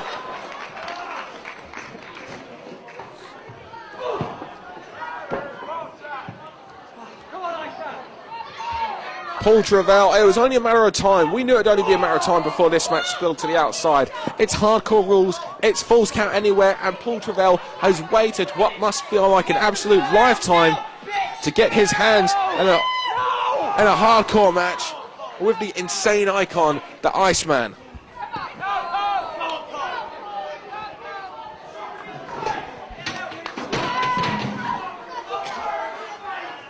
And now, after taking a vicious chair to the back, we now see a dustbin lid.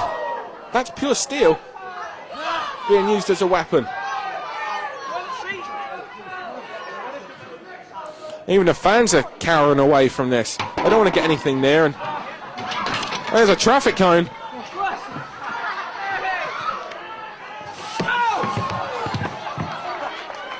A traffic cone being used to stop Iceman in his tracks. Oh, it's time to sweep up now. A double-ended broom. That's the first time I've ever seen one of them. Yeah, you deserve it, bitch. And Iceman takes that wooden broom straight to the back. And Paul Travell going to these little box full of tricks there. And there's a steel drum. And now the two of them they're fighting backstage. It is falls count anywhere. The fans can't see anything. We can just hear that those two of them have made their way onto the stage. And you can hear that.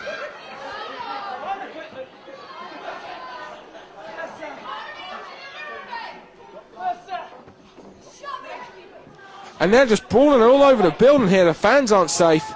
I'm glad I'm up here in the booth. Iceman cuts him up before taking another one of those shots with that drum.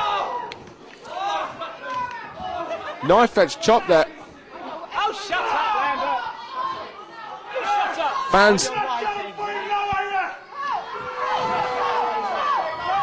Wait a minute, it seems like Iceman's already bleeding. I'm not quite sure what he's bleeding from, but... Oh, and in that time, during that time where Iceman took to talk to the crowd, Paul Travell set up him to hit another one of those. Whoa! Flying Frankensteiner drives Iceman head first into that floor. And now just throws a chair at the Iceman. And the building's just being taken apart, and now they're going outside.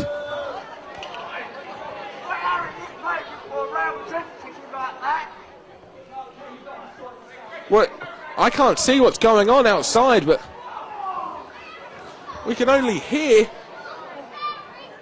the two of them are just brawling around the building. Iceman gets sent into the crowd.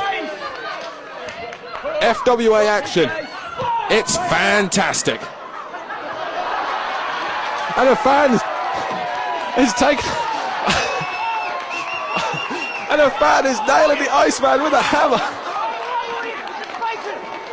As said, FWA action. Fan interaction. We're all for it here. Tornado DDT from what height? And the second time within a matter of moments, the Iceman has his head drilled in to the floor of the Broxbourne Civic Hall, courtesy of the righteous Paul Travell, the hardcore icon. We have seen these two do battle before. This is only their second singles encounter and their first singles hardcore match. We saw them compete back at Universal Uproar in front of 3,000 fans at the Coventry Skydome,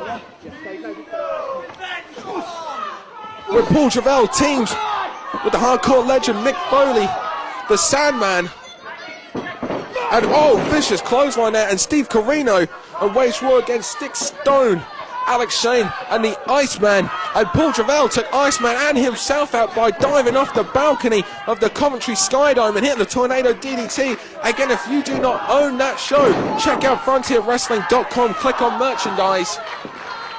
Make sure you check out that epic elimination brawl. And now Iceman signaling for something, and Greg Lambert brings out some scissors. Now, we're going to see just how hardcore Paul Travell really is. And some scissors. I said this wasn't going to be for a weak-hearted.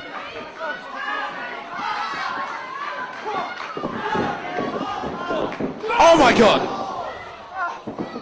Paul Travell takes those scissors and it's almost like stabbed in the head with those scissors. Oh my God.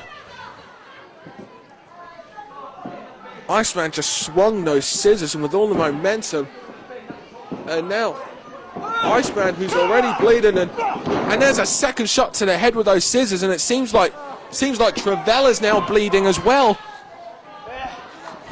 We're not even 5 minutes into this match, and both men are bleeding profusely from the forehead, and now, no. Oh no. Oh, he's just grating those scissor blades into the forehead. Oh, this is disturbing. Oh, and look at the blood. The blood's just dripping everywhere from the head of Paul Travell. The scissors just... Listen to the silence. It's just being met with pure silence. The fans, this is just so violent. Even the fans don't know what to make of this.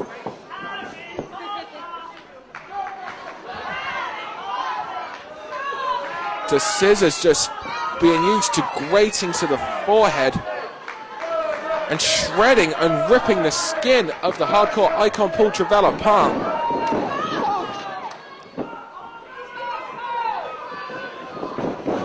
Oh, and the superior weight of that 20-plus stone man mountain. The Iceman now runs that knee into the face. And there's a cannonball straight to the head of Paul Travell. And that sadistic smile of the Iceman, he's having the time of his life right now. And Iceman just trash talking Paul Travell. And he's just dragging him about the ring and then sends him out to the outside. Lambert just using his most offensive weapon, his mouth.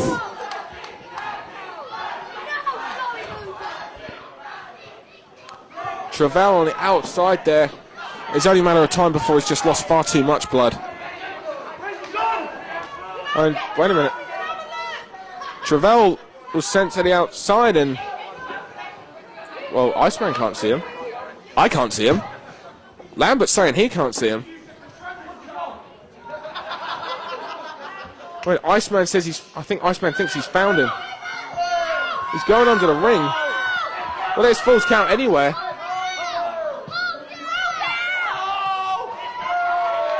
And Travell comes out the other side, and he has the barbed wire bat that is Mr. Pointy, and he's now waiting on the Iceman. He can't see him. Oh! And you hear the sickening thud of that barbed wire baseball bat. The points of the barbed wire being driven into the back of the Iceman and now into the stomach, and this is just now into the head. You can take an eye out. Once again, I've got to apologise for the language, first of all, that you're hearing, but this match is not family entertainment, and we're now seeing the barbed wire being grated into the head of the Iceman, and Travell is loving it. This sick, sick man.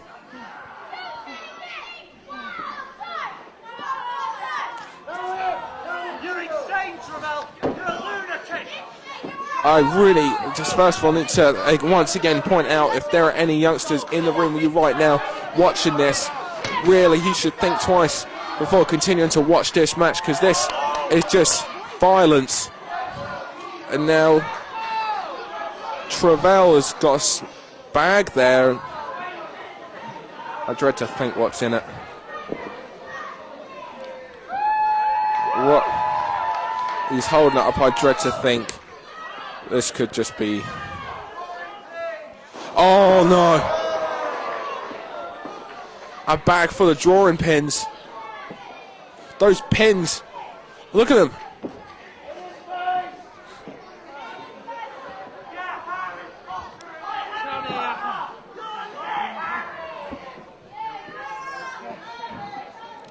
And there's a follow shot. He's now just trying to drop the Iceman on those pins. And he's going to try and make a human pin cushion out of him and puncture every single part of the Iceman. Whoa! And the two of them now forearming one another, trying to get the other down. Oh, he's trying to crucifix him down. Wait a minute. Oh! And there's Paul Travell, who introduced the pins into this match, gets dropped down with all the weight crushed in between the stabbing effect of those pins and the weight of the Iceman. And you can see the pins in the arm. You can see the pins in the back. I think even Iceman took a few. Oh, and he's just gone into shock.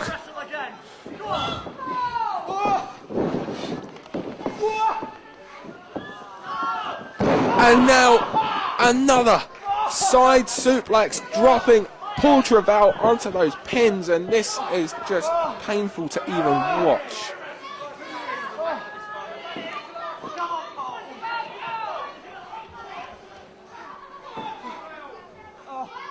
I don't even know how to call this. This is just pure and utter violence. So wait a minute, Spinebuster! Iceman is hit with a Spinebuster into those pins. And he has now just been punctured. And now Travell onto the second rope. Oh. The head of the Iceman is driven into those pins, and oh, I said you can lose an eye.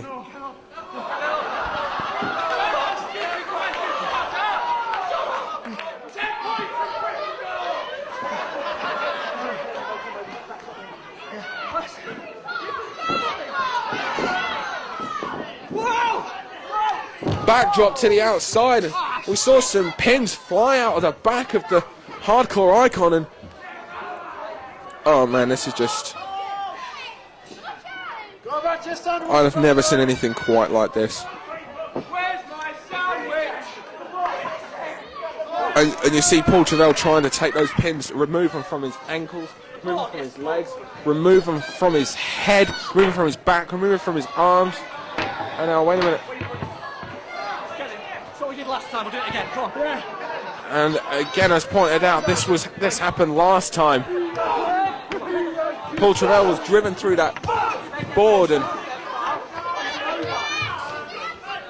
now it looks like history is about to repeat itself. Okay, exactly what we did last time. Right, sounds good. This board is being set up. Come on. And look at the expression on Travell's face. Gotta wonder if part of him actually enjoys this. This is his world. Oh no, he's gonna powerbomb him. He's gonna powerbomb him. No, Travell holds on to that rope. He's not allowing him. Oh, and just dives in. Come on, Iceman. You can still Travell. on the board. Travell refusing to allow himself to be powerbombed through that board, and rightly so. And now Travell may be going for another one of those patented tornado DDTs. Go on, Iceman, through the board. Through the board. Oh no, he's going to slow through the board. Go no. Both men are trying to avoid being put through that board to the floor. They have taken thumbtacks, they have taken pins, they have taken scissors, they have taken chair shots, Come on, Iceman. they have taken barbed wire baseball bat shots.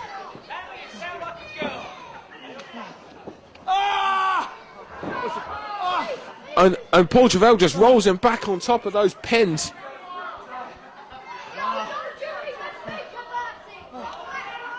Travell, top rope, and wait a minute.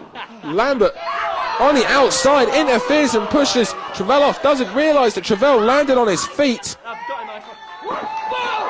Forearm shot from Travell to Lambert. Just like last night, Travell has got hold of him. Travell just pulls him over the top rope. Lambert is in the ring. And now Lambert is slammed onto those tacks.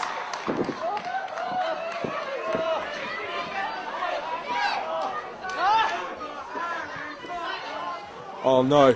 Lambert was slammed onto those thumbtacks, or those drawing pins, and now he's going to take that splash. Well, I don't think we're going to see much of Lambert for the rest of this match, and no. Powerbomb onto the tacks. Oh god, this match is over. This match is over. Travell with that vicious snap powerbomb onto those drawing pins, and now, oh my god, a sit-out powerbomb. And both men take their attacks. A snap powerbomb first from the Iceman to Paul Travell. That time, a sit-out powerbomb.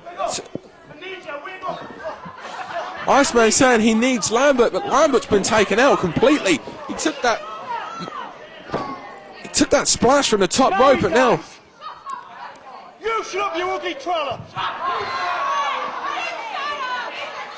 Iceman now standing up for something, and I dread to think, not a third powerbomb. No, it can't be. No way! Oh, God.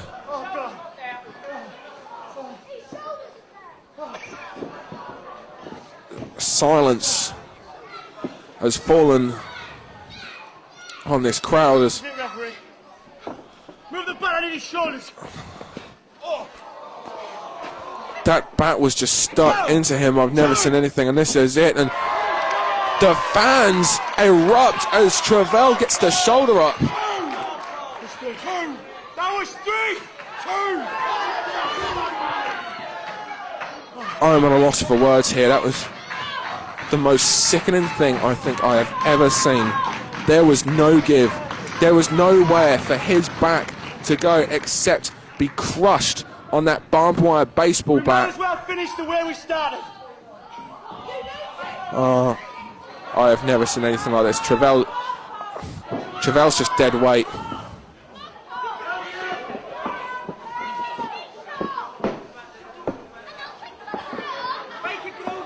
I have never seen anything like this.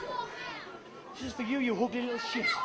I gotta apologise for this. And he's going for another powerbomb. And Travell. Oh, both men go through that board.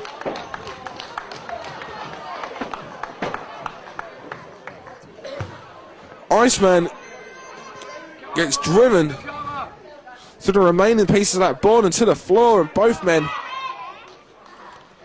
Oh, this is. The silence has just befallen upon this violent encounter.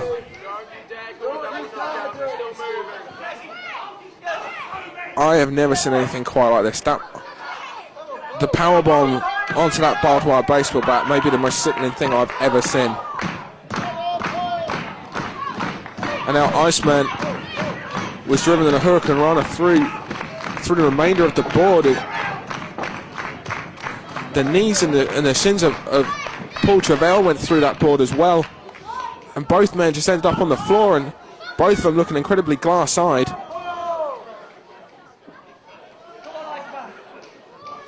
Iceman's not with it. Seemed like he took a nasty knock on the back of his head on that floor from the apron from that Hurricane Runner from Paul Travell. And referee Steve Linsky clicking his fingers trying to see if he's still in it. And now Paul Travell is climbing. He's crawling through the thumbtacks. He's crawling through those pins. Look at that. He's crawling through those pins to get it. Iceman is standing. He is as if he's crawling through fire. He is crawling through those pins to get it. Iceman, and the referee is. Paul Travell would do anything to get at Iceman and end this match and put Iceman out of the business and end his career. And Ladies and gentlemen, the referee has ruled both men are unable to continue the match. Therefore, as a result of referee stoppage, this contest has been declared a draw. And the referee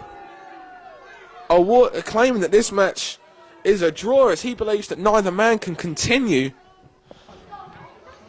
See what you made us do, Travell. See what you made us do. Oh, good Lord. Iceman, who took a nasty knock on the back of his head after everything that had happened during this match. Iceman took a nasty knock on the back, his head on that Hurricane Runner attempt to the floor.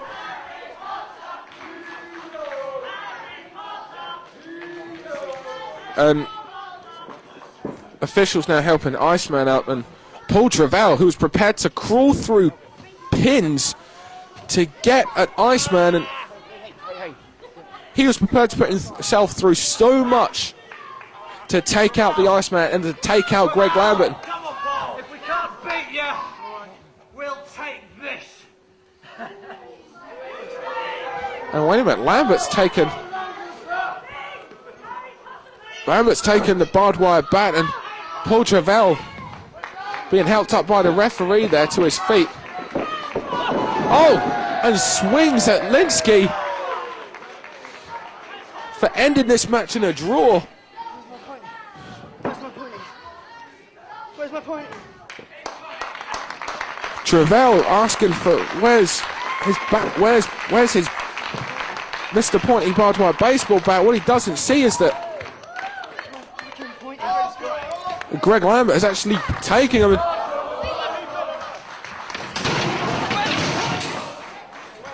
Travell is not happy.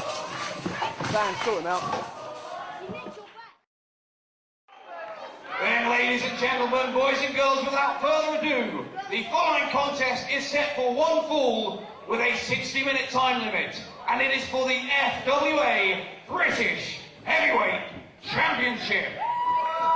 Introducing first. It is now time for the main event of the evening. The FWA British Heavyweight Champion, Hayde Vanson, taking on Johnny Storm. Before he gets to that, I can't help but want to again point out the carnage that we just witnessed. Following on from Paul Travell and the Iceman, Paul Travell went storming backstage, tipped the backstage area upside down, looking for Mr. Pointy, not realising that the Iceman and Greg Lambert have stolen Mr. Pointy, the barbed wire baseball bat of Paul Travell, and they left. They didn't even go grab their stuff. They just headed straight out.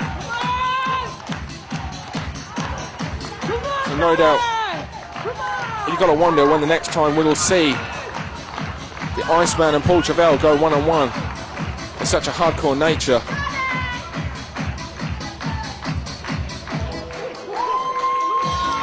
Now the Wonder Kid, Johnny Storm, this title means everything to him. Every time he has had an opportunity to become the FWA British Heavyweight Champion, he has been screwed out of it one way or the other. Tonight, can he make it count? Can he become the FWA British Heavyweight Champion?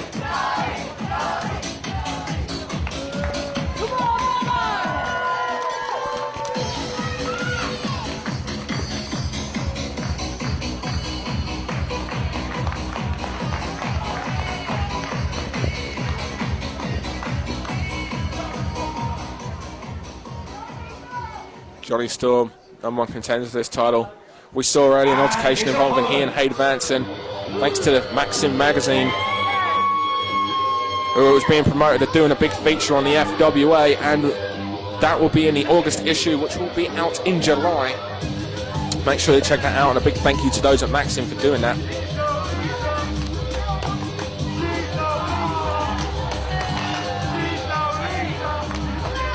And now here comes the South City thriller, Hade Vanson.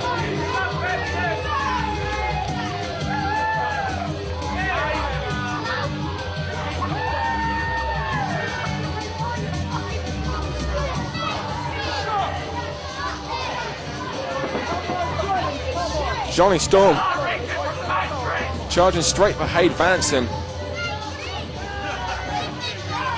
Hade Vanson taking his time on his way to the ring. He's not rushing anything, and he shouldn't. This could be the last time he makes his way to the ring as the FWA British Heavyweight Champion. Johnny Storm has a world of experience over him.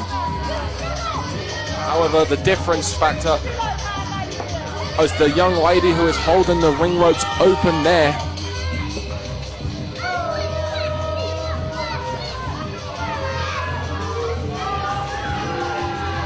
Nikita, the ex-girlfriend of Alex Shane, who Hade Vanson took away at New Frontiers, along with the FWA British Heavyweight Championship of Alex Shane's as well.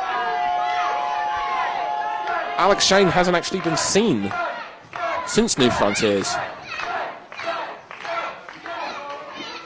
We know that Alex Shane, as a representative of FWA, went over to the United States. With a 60-minute time limit, and is for the FWA British Heavyweight Championship. More to follow about that following the introduction. For the contest, Mr. Andrew Quilden. Introducing first, to my left, the challenger. The man has wrestled all over the world, including Japan and the United States of America. He has held titles up and down the country and beaten all of the top names in British wrestling today. He is the #1 contender to the FWA British Heavyweight Championship. From Harlem and Essex, here is your challenger, the Wonder Kid, Johnny Storm. Show of appreciation from the fans here, getting behind Johnny Storm. They want to see Johnny become the FWA British Heavyweight Champion. And so do I, and I'm sure so do you out there watching this. Can't think of a man more deserving. This man was voted the UK Rookie of the Year after just 6 months in the sport. He went on to become the longest reigning All England champion in history. He has also beaten every top name in British wrestling today. Tonight, he is accompanied to the ring by the Queen of Chaos, Nikita. He is the South City Thriller and your current and reigning FWA British Heavyweight Champion, Hade Vanson. Not exactly the same reaction for the FWA British Heavyweight Champion Hade Vanson there. Fans all behind Johnny Storm in this one.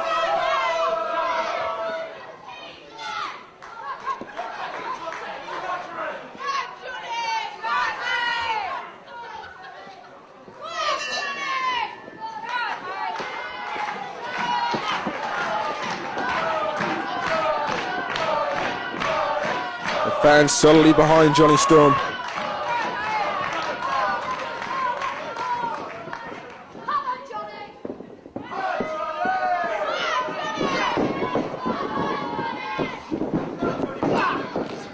Starts off and fast-paced.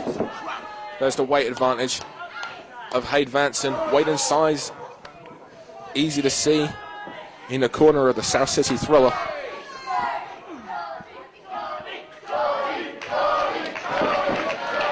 The FWA British Heavyweight title means so much in this sport. It is the most prestigious title in all of Europe. One of the most prestigious independent titles in all of the world. Notable former FWA champions include Doug Williams, Alex Shane, obviously, who that man took the title, Hade Vanson took the title away from. Jody Fleisch, who at British Uprising won the title from another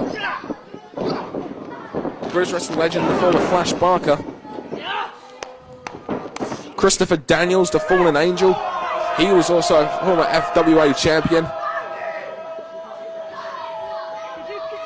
Some of the most important and best names in the history of this sport have become the FWA British Heavyweight Champion, and Johnny Storm wants to add his name to that elite list.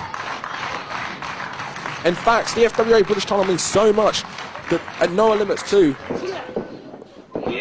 world-renowned superstar Billy Kidman has said he wants the opportunity to get a shot at the FWA British Heavyweight title, and understand at No Limits 2, he will be involved in a #1 contenders match, as will Jody Fleisch, and the loser of this match. That takes place at No Limits 2 at the Colchester Hippodrome. If you're not going to be there, make sure you get the DVD. That show will also feature wrestling legend Bret the Hitman Hart, Johnny Storm. He wants to make sure. Wait a minute. Oh. Johnny Storm went for that trademark double jump somersault plancher, and the keeps are there blocked. Fans getting on the case of Hayde Vanson. The winner of this contest will not have to defend their title at No Limits 2, but they will in fact be the tag team partner of Doug Williams as they take on the Pro Wrestling Noah Global Honored Crown Tag Team Champions Takeshi Morishima and Muhammad Yone. Oh my God! Hayde Vanson powerbombs Johnny Storm into the steel ring post and drops him on that solid floor. And now Nikita on the outside, taking it to the Wonder Kid. Hayde doing everything that he can to make sure he keeps that title.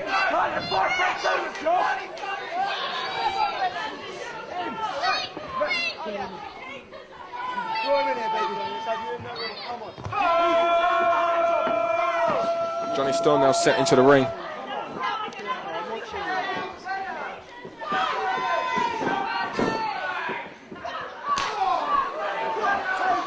And here comes that series of chops and right hand.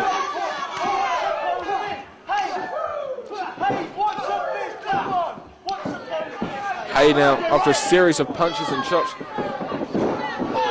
drop kick straight to the throat and the jaw of the Wonder Kid.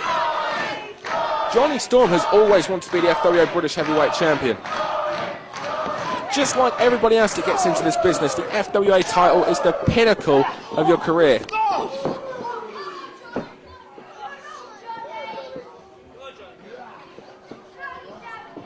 Irish whip, Johnny Storm into the ropes, clothesline, sends Johnny Storm inside out.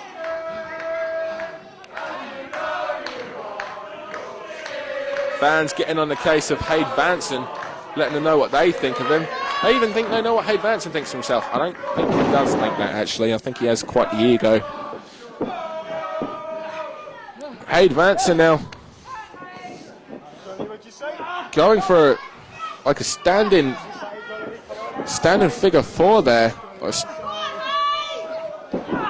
Turns him over into an Indian Deathlock and a variation of an STF.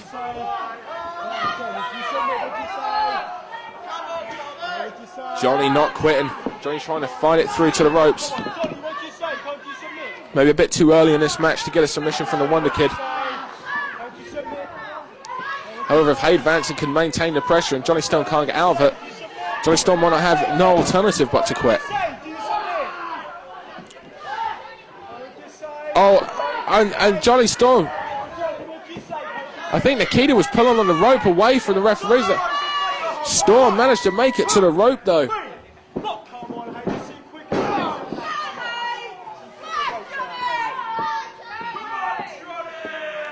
Hayde keeping on top of the Wonder Kid.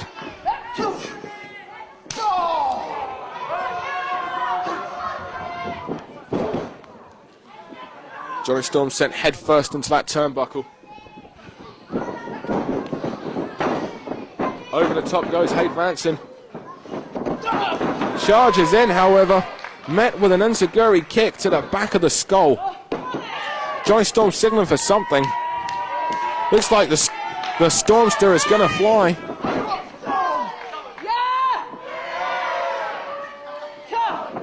Fantastic four.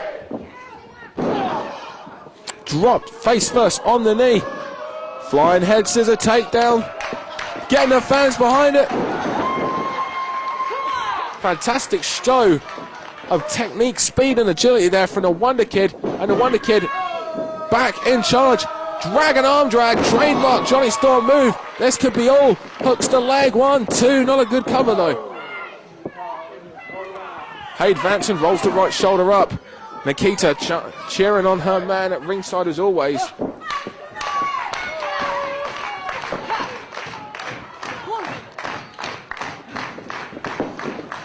Double springboard, wait a minute.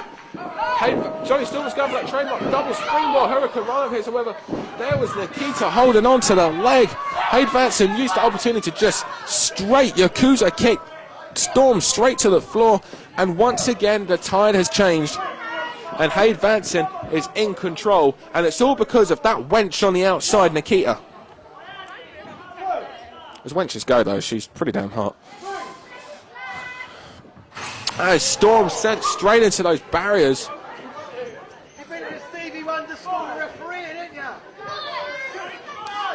Fans getting on the case of the referee, and there's a scoop slam on the outside. Again, no mats here. That's just solid surface on the mat, solid surface on the floor.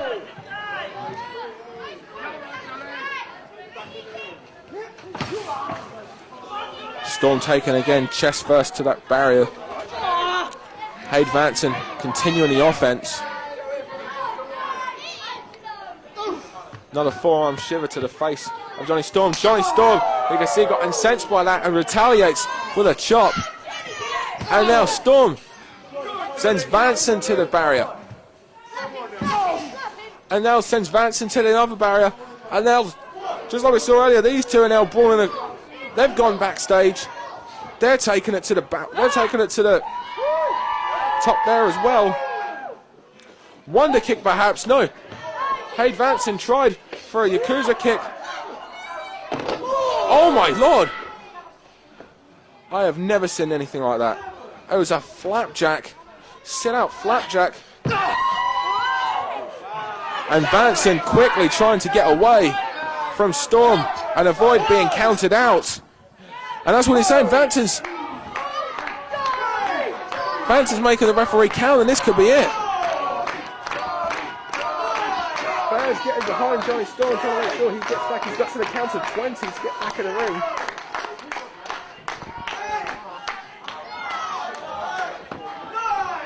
Go, Johnny! Go, Johnny! 11! Remember, there's a 20 count here in the FWA. Johnny Storm crawling on his hands and knees, trying to get back into the ring. He doesn't want to lose this opportunity. He doesn't want to lose another shot at the FWA British Heavyweight title.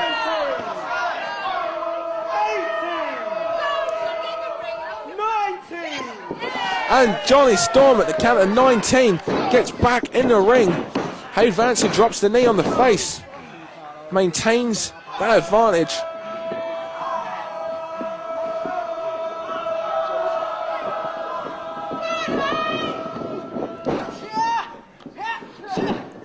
Storm tried to get the foot up, Vanson caught it. Storm, however, used the technique there. Tillwell suplex blocked. Vicious right hand, however, hits. Brainbuster. And like a cat, the Urban Assault vehicle hits the top rope. Swan dive, headbutt hits nothing but the mat. Both men down. Can Storm use this opportunity to get a second win? The next month and a half could be very successful for the Wonder Kid. If he wins this match this evening, he will become the FWA British Heavyweight Champion. That will be, and after last night, his victory against James Ty and that tag team encounter, a victory now against Hayde Vanson, becoming the tag team champion.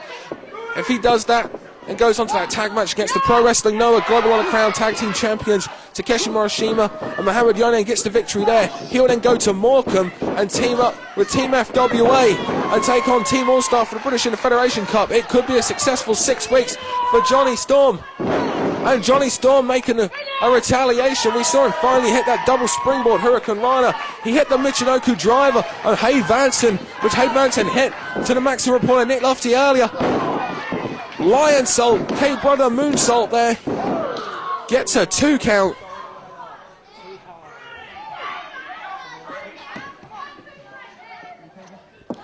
Storm now with a second wind. Fans getting behind the Wonder Kid Johnny Storm. Irish whip into the corner. Hayde Vanson reverses. Storm up to the second rope. Vanson goes after something. Oh, but hits a roaring right off clothesline there. Storm gets the right shoulder up. And just like that, Vanson seems to have regained his momentum and cut the Wonder Kid off. Just when it looked like Storm was going to be back in this match.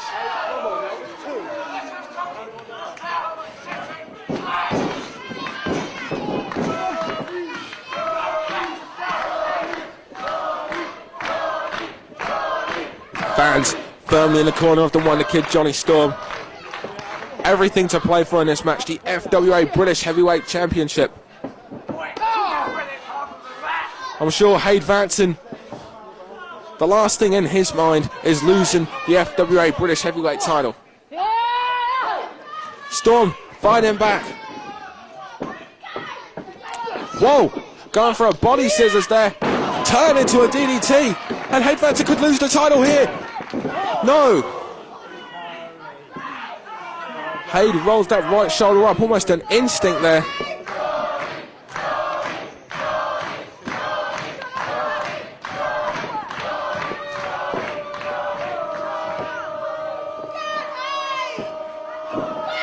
And now Johnny Storm setting up maybe for a suplex. As mentioned, the FWA British Heavyweight title means everything to all the competitors in the FWA. And Johnny Storm has done everything he can to get that title up to now. This could be his last chance. And Vanson, that leg trip, that first thrust kick, drop kick to the back of the head, and this could be it. Vanson, however, going to the top rope. Maybe going for that. Oh my goodness. Double foot stomp. This could be it. Crushing the insides of the Wonder Kid. Storm is still fighting.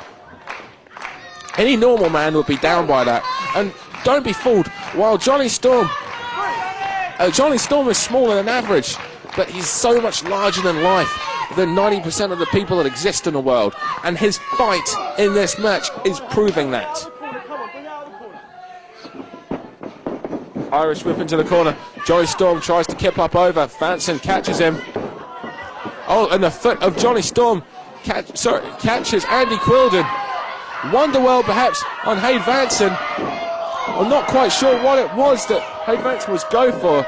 Wouldn't surprise me if he was going for the one night stand. He's stolen everything else of Alex Shane. Why not the finishing move? And wait a minute, South City Driller. The referee turns around and not like this. No!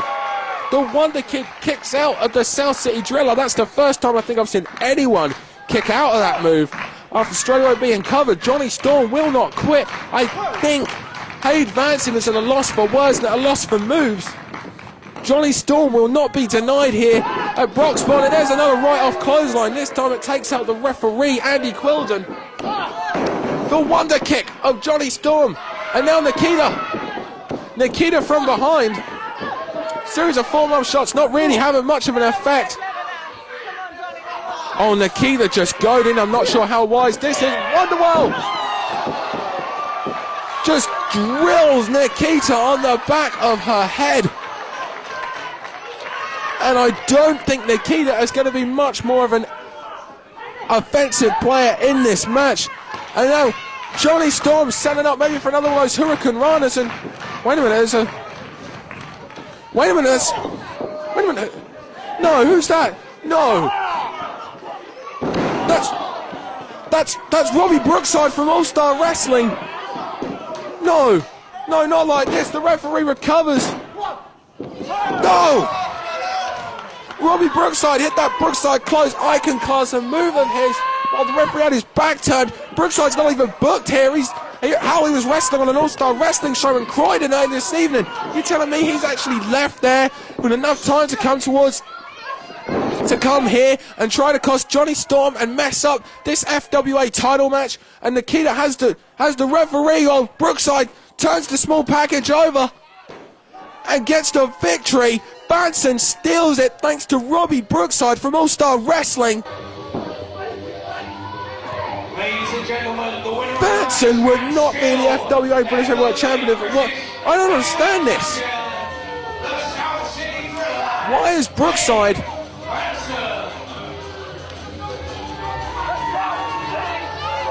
Why is Brookside doing this?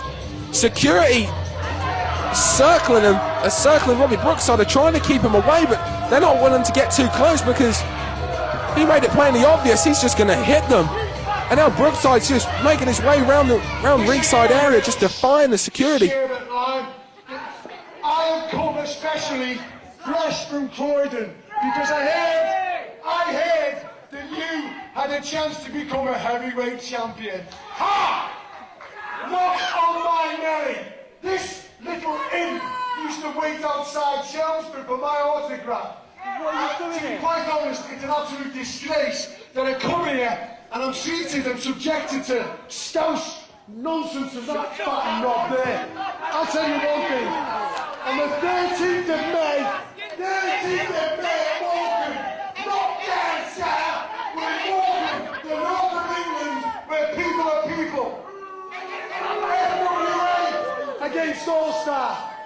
And for everyone in FWA, your days are numbered because All Star are the premier promotions, not just in England, but Europe.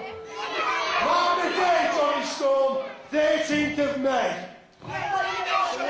Robbie Brookside has come all the way from Croydon. This is the FWA, this is an all-star family entertainment. You are a piece of shit. Come on. And Brookside are making out he's going to charge him. The security trying to keep him back. Security don't want any. Security are keeping back. They don't want really any part of him. Nobody wants to see that crap. They want to see it right here, right now. Brookside's a loose cannon. And Johnny Storm is making the challenge to Robbie Brookside. We don't have to wait till Morecambe the 13th of May for FWA v All Star.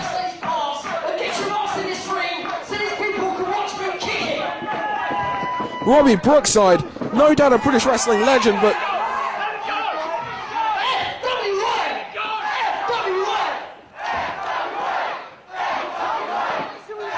and it looks like